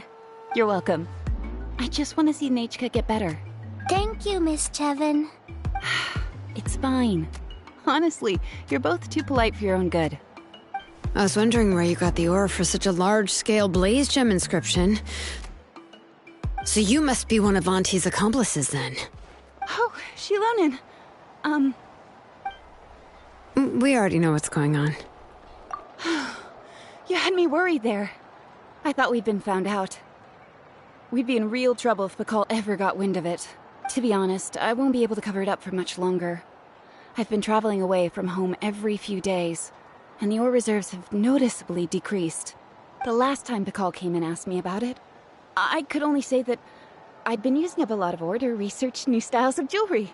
As for why I had been leaving so often, I said that I had found a new ore vein and wanted to extract some new gems from it. Sorry. I've been talking my head off. Please, come in and have a seat.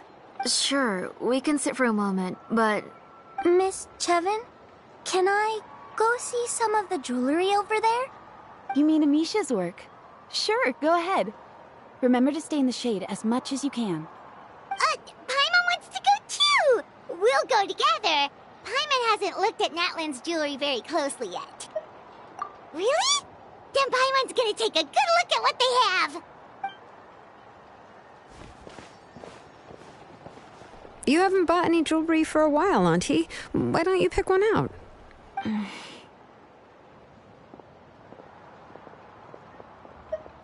on, Nichka! We don't know anything about Natlan's jewelry, so you can help us pick something out!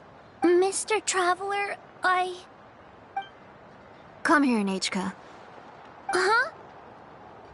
Sorry, Chevin and Shilonen, but it's already getting late. We should be heading back now. It'll be Nechka's birthday in a few days, and there's still a lot for us to do before then. No problem.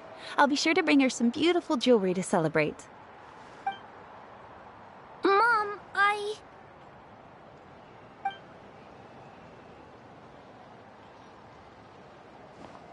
You're getting hot again. Here, Mom will carry you. Let's get going. You forget to take care of yourself once you start playing. Let's go back and we'll have a talk. I didn't. Nechka, I never taught you to lie. Sorry, Mom.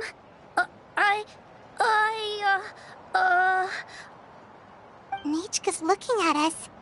Paimon feels like something's not right. What should we do?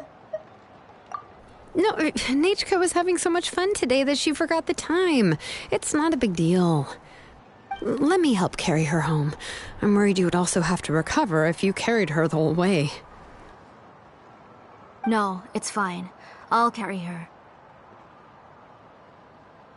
Let's go, Nechka. It's time to go home.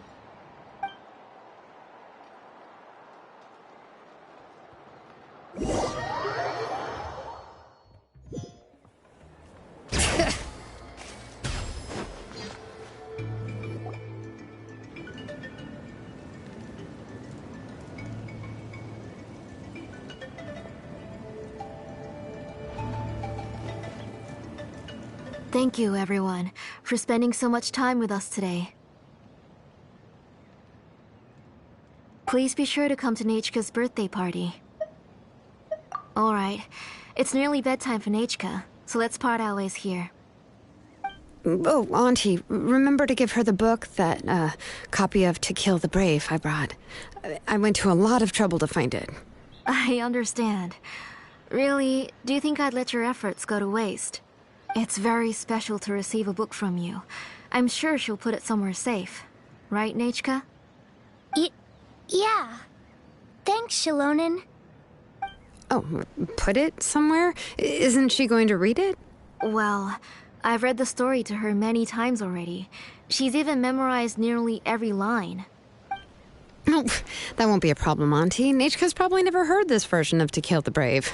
Oh. What's different about this version? The majority is about the same, but the ending is different from the one that you bought her. The one I gave her is the unedited version that was originally published.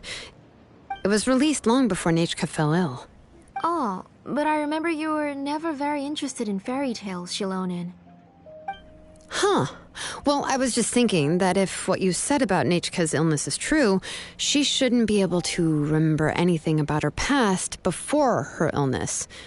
So, the ending to the original version of To Kill the Brave is also part of the past that she should have forgotten.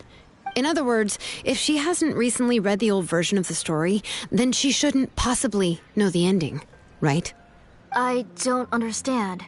Why are you so concerned about the ending of this book? Even if she does remember the ending, what does that prove? Maybe she snuck out somewhere when I wasn't watching and read the first edition of the story. Oh, okay, that is a possibility. After all, she does remember things that have happened recently. In which case, yeah, let's go ask around the tribe and see if anyone remembers Nechka reading the book. There are only a few shops in the tribe that sell books, or we can just ask Nechka where she'd read it. The booksellers all have inscriptions, so there's a chance that their memories... So, you admit that the inscriptions can affect the tribe's current memories? I was very clear that I would consider that a crime and would stop all work on it. There must be a few more books at home. I do not wish to see your blood be reduced to ash, but I have seen the light of your heart and spirit. I beg your pardon? Nechka, where did you read that book? Answer me. Go home, Nechka. I... Are you disobeying me? You're the one who wrote me the letter, Nechka. You're the one who wanted the book. Only you can speak for yourself. We're listening, Nechka. Right here, right now. Remember my name, brother. As long as you remember me, I will never have left. Silence. That's the line from the old ending. Nechka remembers it! I know everything. Shalonen, help me, please! Ah! Something's blocking the door! Get back!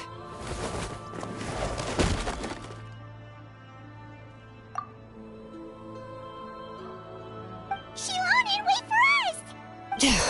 The tunnel is blocked. We can't go in. There might also be traps. Whoa. What are all those things on Nechka's walls? It seems Auntie put all the extra inscriptions she made here. If she's trying to finish that ancient name, there's only one place she could go. Come on, follow me.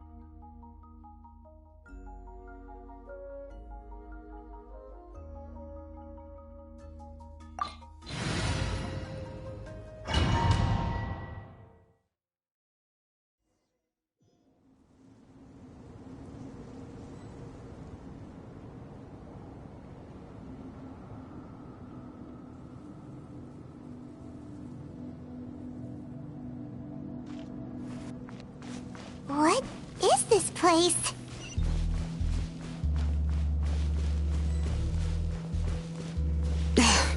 Auntie's workshop. It was supposedly closed after she stepped down from her position in the tribe. But it appears that we've all been deceived.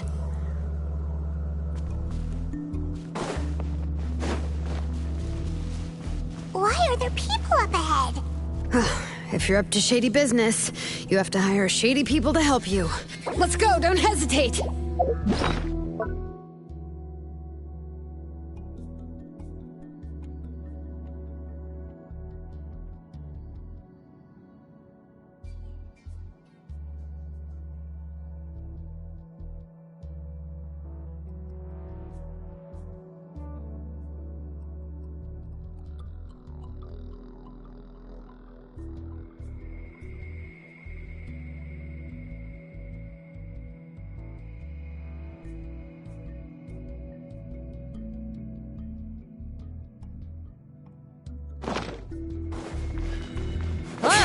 Let's finish this on fast. me! Charge!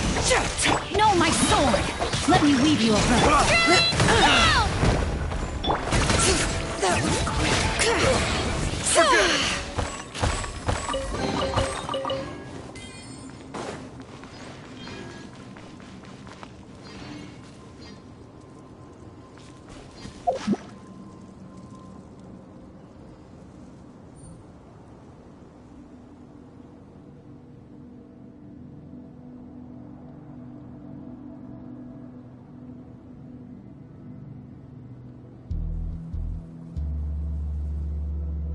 We should, take a break after all that running around. Yeah, let's rest here for a bit.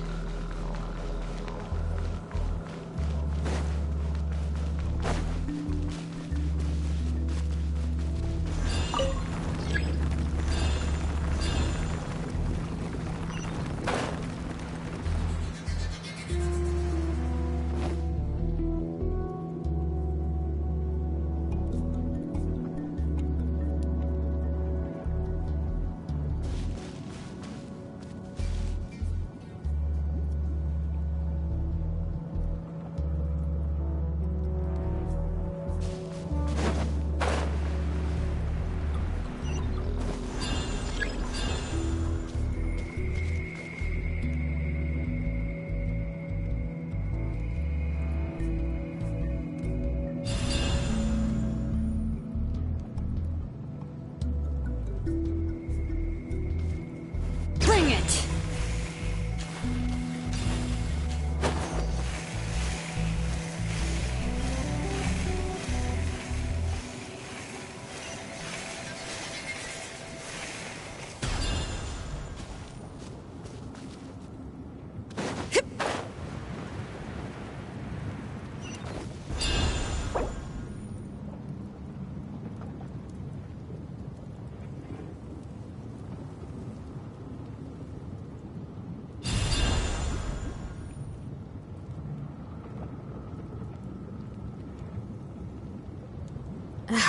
My potted plant on the porch has died again. I was watering it every day. Ugh, don't tell me I overdid it this time.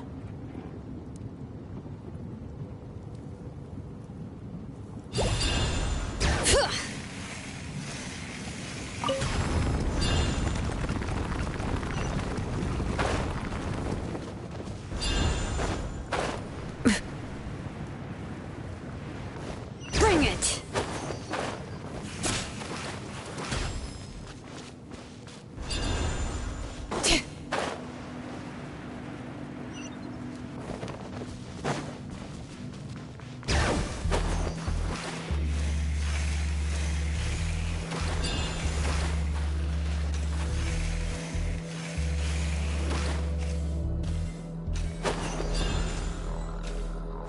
Come on! Show me your courage! Here goes! Advance! Out of the way, or gets blown away! Forget it!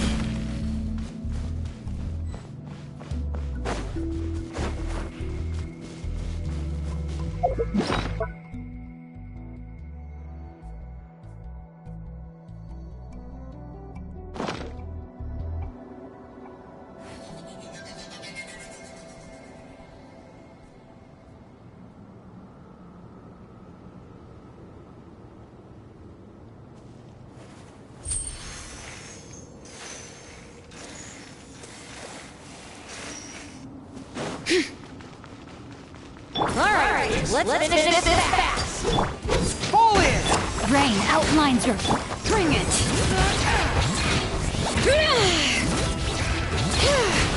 Out of the way or get blown away!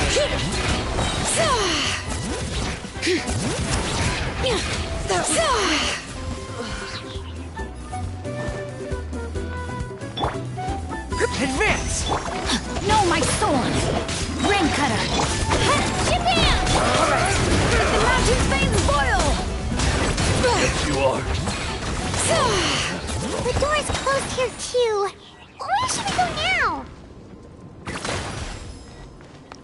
The transport system seems to still be functioning. Let's go look for the controls and get this cart running again. Maybe it can take us further inside. We should, take a break after all that running around. Yeah, let's rest here for a bit.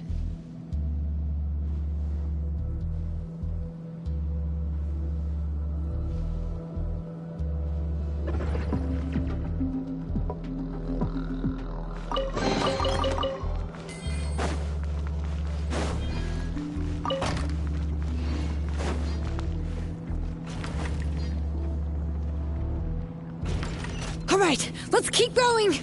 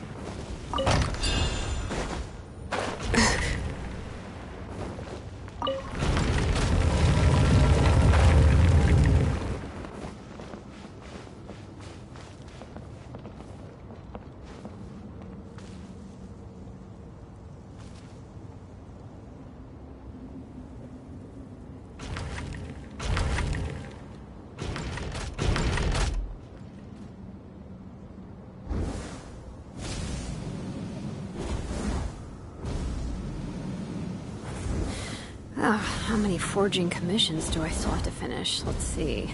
1, 2... not so many as I thought. I'll get to them tomorrow.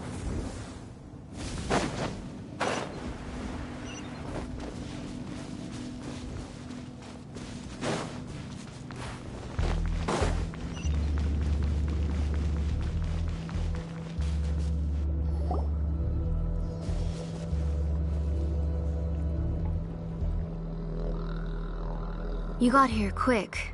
Impressive. Nechka's up there! What are you planning to do to her? I never lied to you. All this time, I've only been trying to save my daughter, even though she's not my daughter yet. But once everything is over, she will really become my Nechka. What is she saying? Is she not Nechka? So you figured it out. I want to use memories to awaken my Nechka.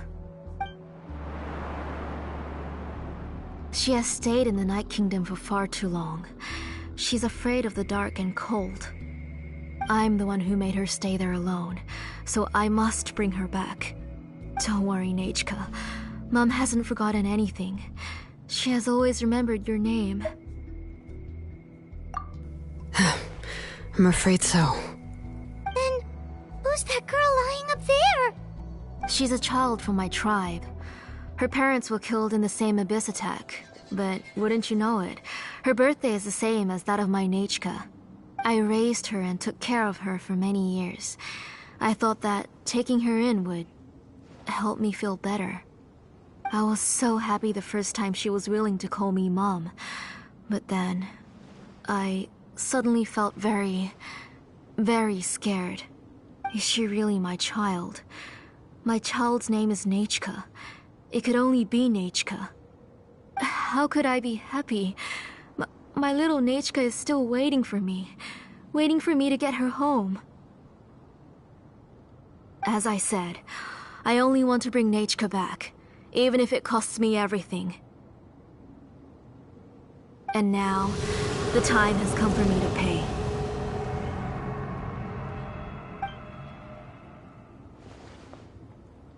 As for my useless ancient name, it's finally time to put it to good use.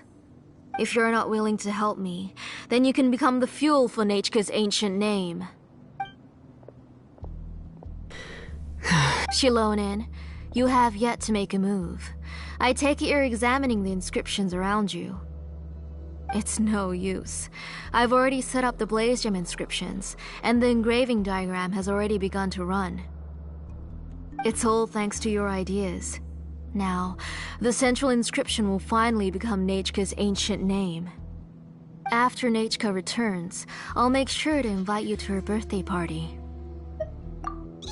You're not gonna go up there, are you?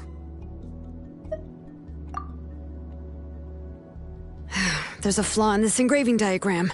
The weak point is almost about to activate. So on my mark. Don't worry, Nechka. Don't worry. Mom is here.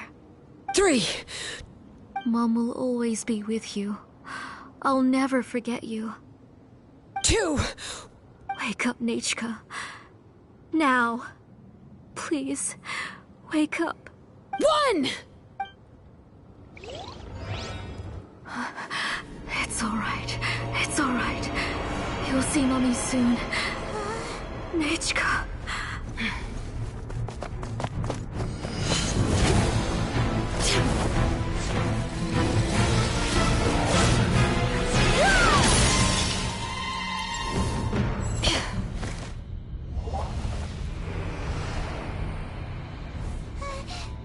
Keep back! Those are distorted thoughts. And the mists are the thoughts' twisted cries. If you become tainted by them, they will control you, and you'll never be free again. Where are you?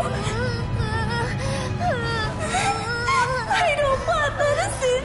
It hurts. It hurts. Why am I alone? Nechka, why? No more medicine. Will you stay with me forever? Please never leave me again.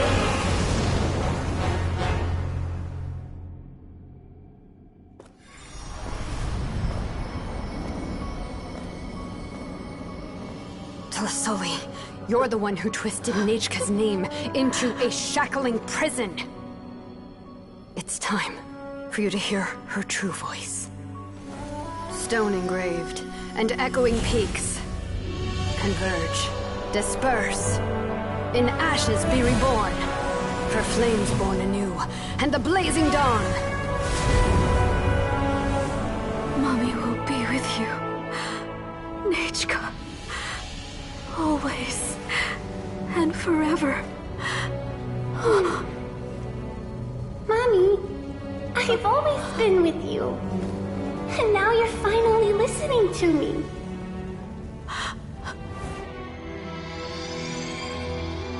The old births the new, as flowers shield the roots, so life ever cycles until we return to the loam. We've known each other a while, but we've never met. You're Nechka? Yes, but I still don't know your name. My name's Nepeka. It really suits you.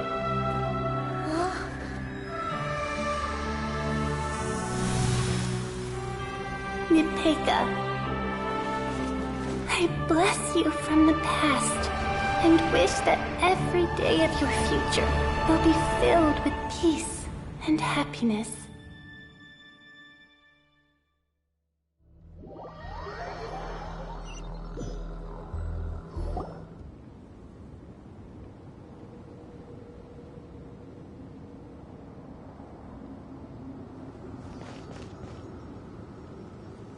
I saw Nechka and was speaking with her, but now, where did she go? Nechka? Nechka? Where are you? Answer, Mummy. Please. Please. Shilonen, you saw her too, didn't you? You saw my little Nechka. I felt her hands and hugged her. I was right. I was right. Those gray shadows were just a minor mistake. I just need to restart the ritual again. Alright, I'll start it again and Nechka will... Have you still not come to your senses, Auntie? What senses? I was not wrong. Nothing about what happened was wrong. She's just a little upset and was trying to ignore me. That child sure knows how to throw a tantrum. But I understand. I can accept that. Enough, Tlisoli! The person you summoned with the Blaze Gem inscription wasn't the real Nechka at all. You collected memories of Nechka from countless people, but you forgot one thing. Among what you gathered were not only real memories, but also countless emotions. Didn't you realize what kind of emotions people would feel upon seeing Nechka's condition? When people held a dying child's hand, when they felt her faint breath and saw the helplessness in her eyes, when they sensed her body growing colder and colder, what could they feel but abject pain and sorrow? I took those emotions. You absorbed those emotions into the Blaze Gem inscriptions and solidified them as a piece of her past. Those gray figures were projections of that past. They could only reproduce the appearance of Nechka in her sickly state.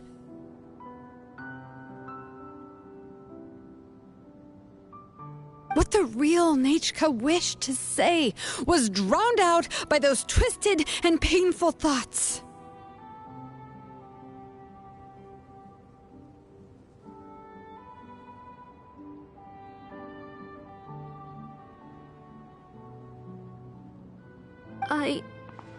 I didn't want things to turn out like this. All I wanted was to remember Nechka, to see her again. Nechka has always been with you, Auntie. Everything has long been recorded on your ancient name. The one you said was useless. You exhausted every option and sacrificed everything in the hopes of saving your daughter. That is undeniable. But have you forgotten the true meaning of your own ancient name? My ancient name is Undugu. The immovable love between you and Nechka has already been recorded in your ancient name, but you chose to ignore that.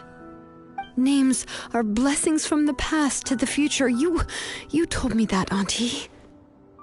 You gave Nechka her name, her first blessing. But now, you've turned her name into a prison by taking an innocent child captive, and you've imprisoned yourself. Nechka is everything to me. Without her, I can't see any future for me. And as for blessings... what blessings have I had since the day she passed? I see her in my dreams every day, grasping my hand, telling me she's in pain, asking me to hold her. But I can't say anything. I can't grasp her hand. All I can do is shout her name over and over again until I wake up. Every day, every single day, I've hated myself, and ancient names too. Who knows? Maybe hate would have been the only thing left to her too. You think Nechka would have come to hate you? Auntie, do you still remember the last words Nechka ever said to you? Do you remember what her final words really were? The reason you haven't felt blessed is because you've forgotten the true past. Auntie, you've been wallowing in memories of your imagination and refused to let go of them. A name without a past is nothing but a withered tree with no roots, rotting without a future.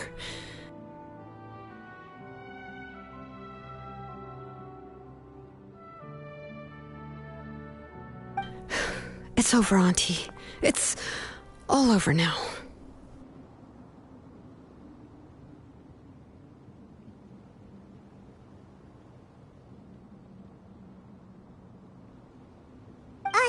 Slowly now. Why don't you stay lying down? Oh, on second thought, this might not be the best place to rest. Xilonen, Nichka, Nepetya can already stand now, so we made our way over.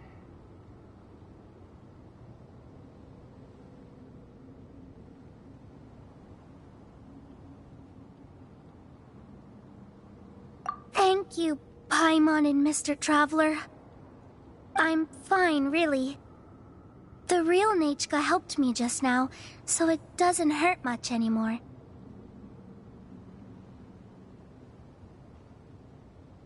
That's good. If you became Nichka, then this story would really become the To Kill the Brave. This isn't the place to chat. Come on, let's get out of here. But what about Tlisoli? Oh, don't worry. She won't be able to cause any more trouble now.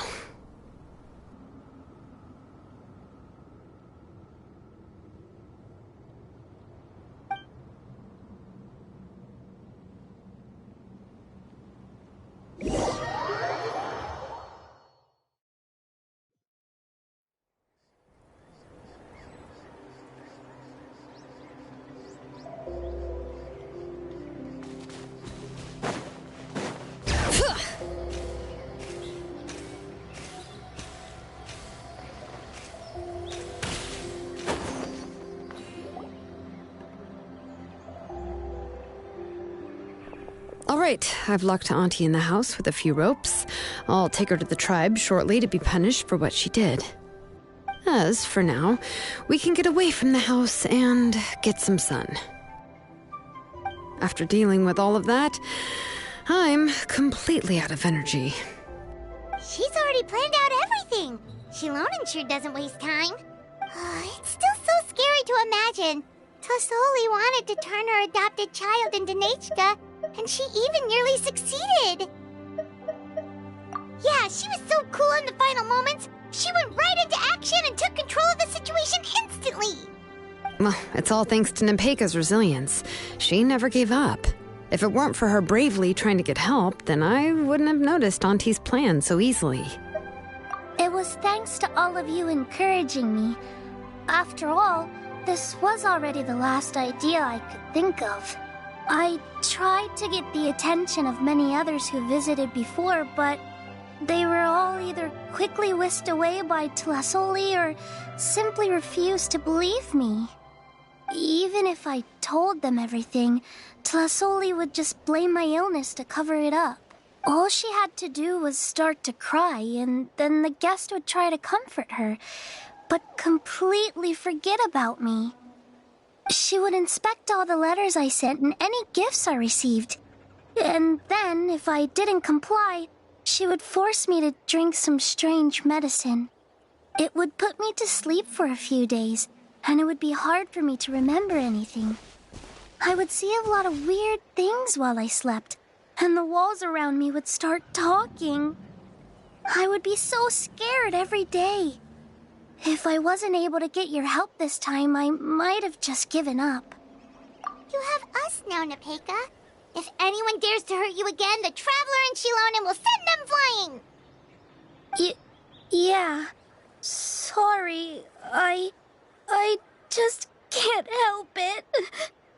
You are already super brave, and you even managed to call Xilonen for help. Oh, you definitely found the right person.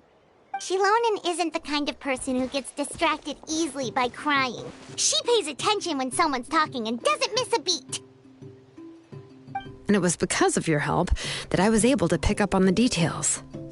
Without you, it would have been extremely difficult for her to communicate that she needed help.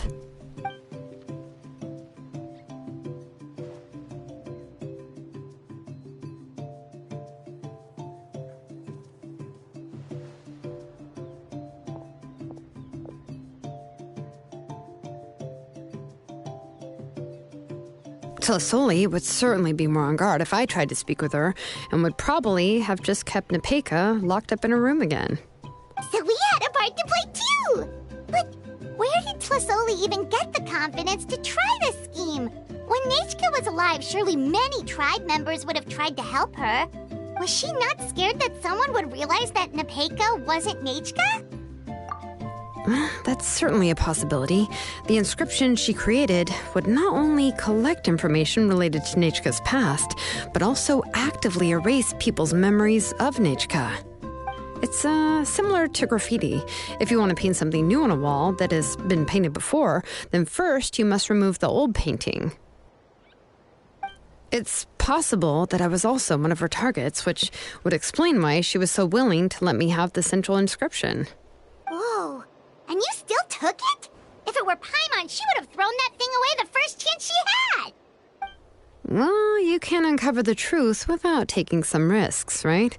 If I hadn't disassembled the inscription myself, I would have never realized her actual motives.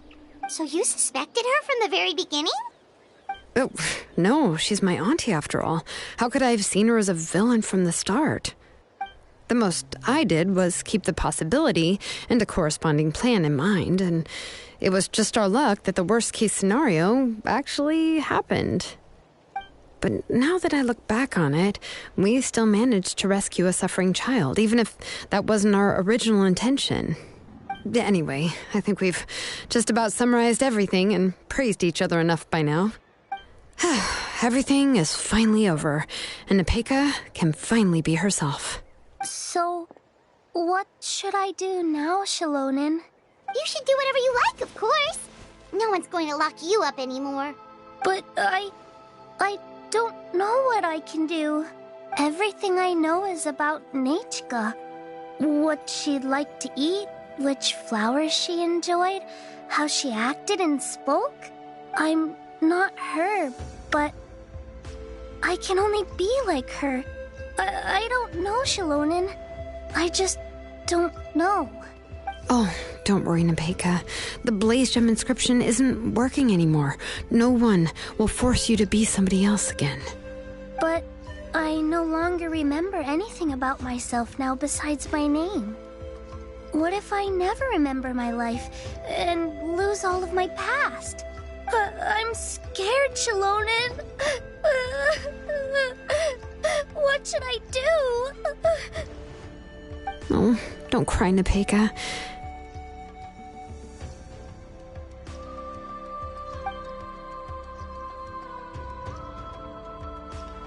Here, take this. I took some ore from Tlisoli's collection and made this as a mold. A Blaze Gem inscription! You can make them too? Oh, of course not. It's just a pretty piece of stone. Take it. I've engraved your name, Nepeka, on the top. This is your first blessing, the one you received from a pair of people who loved you with all their hearts. It has always protected you and stood over you. For all of past, present, and future, it's never strayed far. But I don't even remember the names of my parents. I don't remember anything.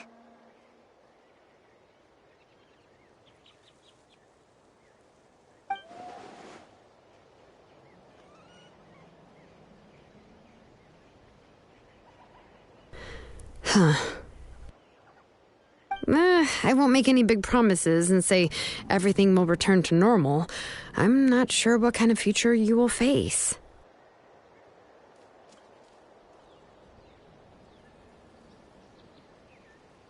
I can only promise that no matter what the future holds, your name will never fade. This is a blessing given to you by a name engraver. You'll continue to grow and mature as a sapling sprouts upward and becomes a healthy tree, or as birds spread their wings to fly high into the sky.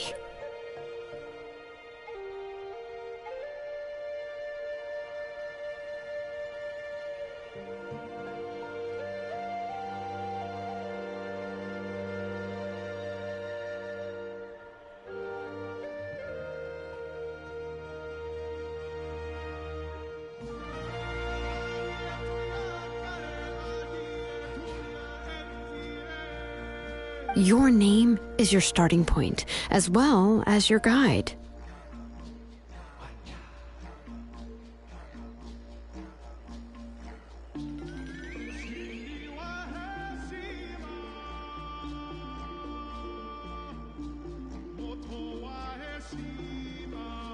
Remember your name and everything you've experienced, and you'll know how to step into your future. I'll do my best. You can do it, Nepeka! Thank you all. Shilonen, Paimon, and Mr. Traveler.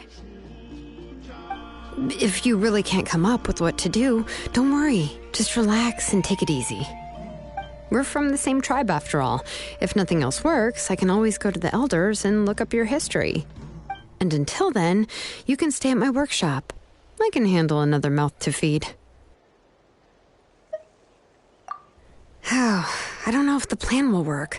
I'm not even sure who I should look for. Well, rather than placing our hopes on a plan that relies so heavily on luck, we should just focus on ourselves. Well, anyway, enough about all that for now. Let me take Tlisoli back to the tribe first. Oh, come with me, Nepeka. Oh, gosh. I nearly forgot that we haven't even had dinner yet. What would you like to eat? Huh? Oh, anything. I'm not picky. Oh, good. Let's go. We have a lot of work to do. We have a very busy future ahead of us. Oh, and, one more thing. Happy birthday, Nepeka.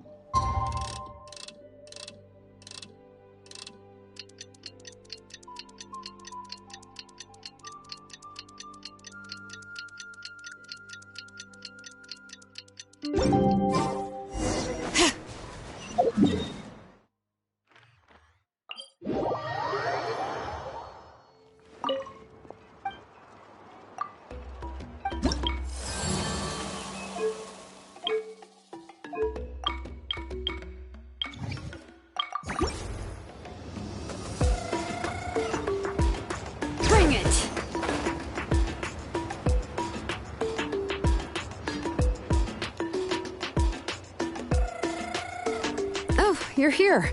Everything's been taken care of now. I was just about to go have a rest. Well, the tribe is still discussing that. I mean, not many have ever used ancient names to commit a crime.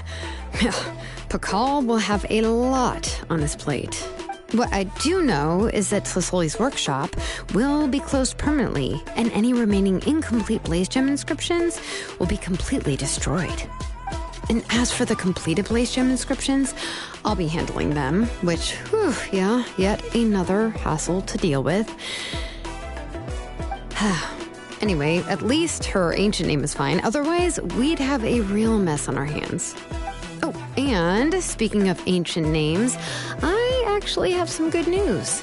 the memories that were absorbed by the Blaze Gem inscriptions can be restored to their owners. Now, once all the Blaze Gem inscriptions stop working, the memories will return to their respective owners. Yeah, that's right. Huh. Wait, now that I think about it, in her attempt to get Nechka to come back, Auntie made the entire tribe forget about her.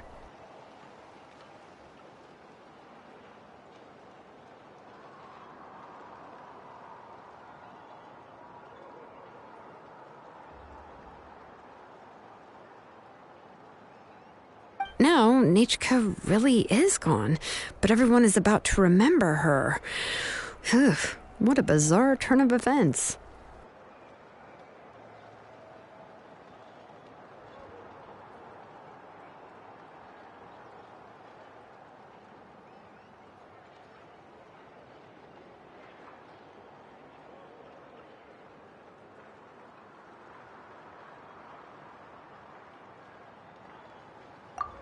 She's resting in my workshop. I contacted others from the tribe and told them about my plan to conduct an official investigation into her history.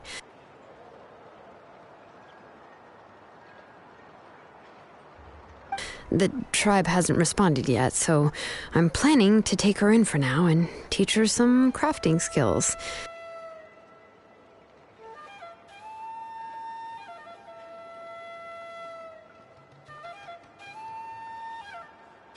But that's for another time. For now, she should just rest and sleep. After all, she's got a busy future ahead of her.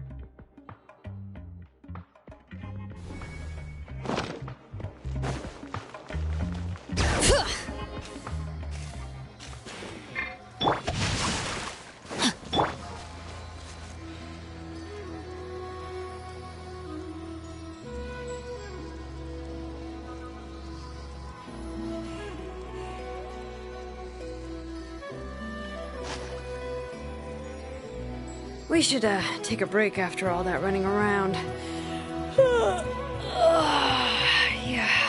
Let's rest here for a bit.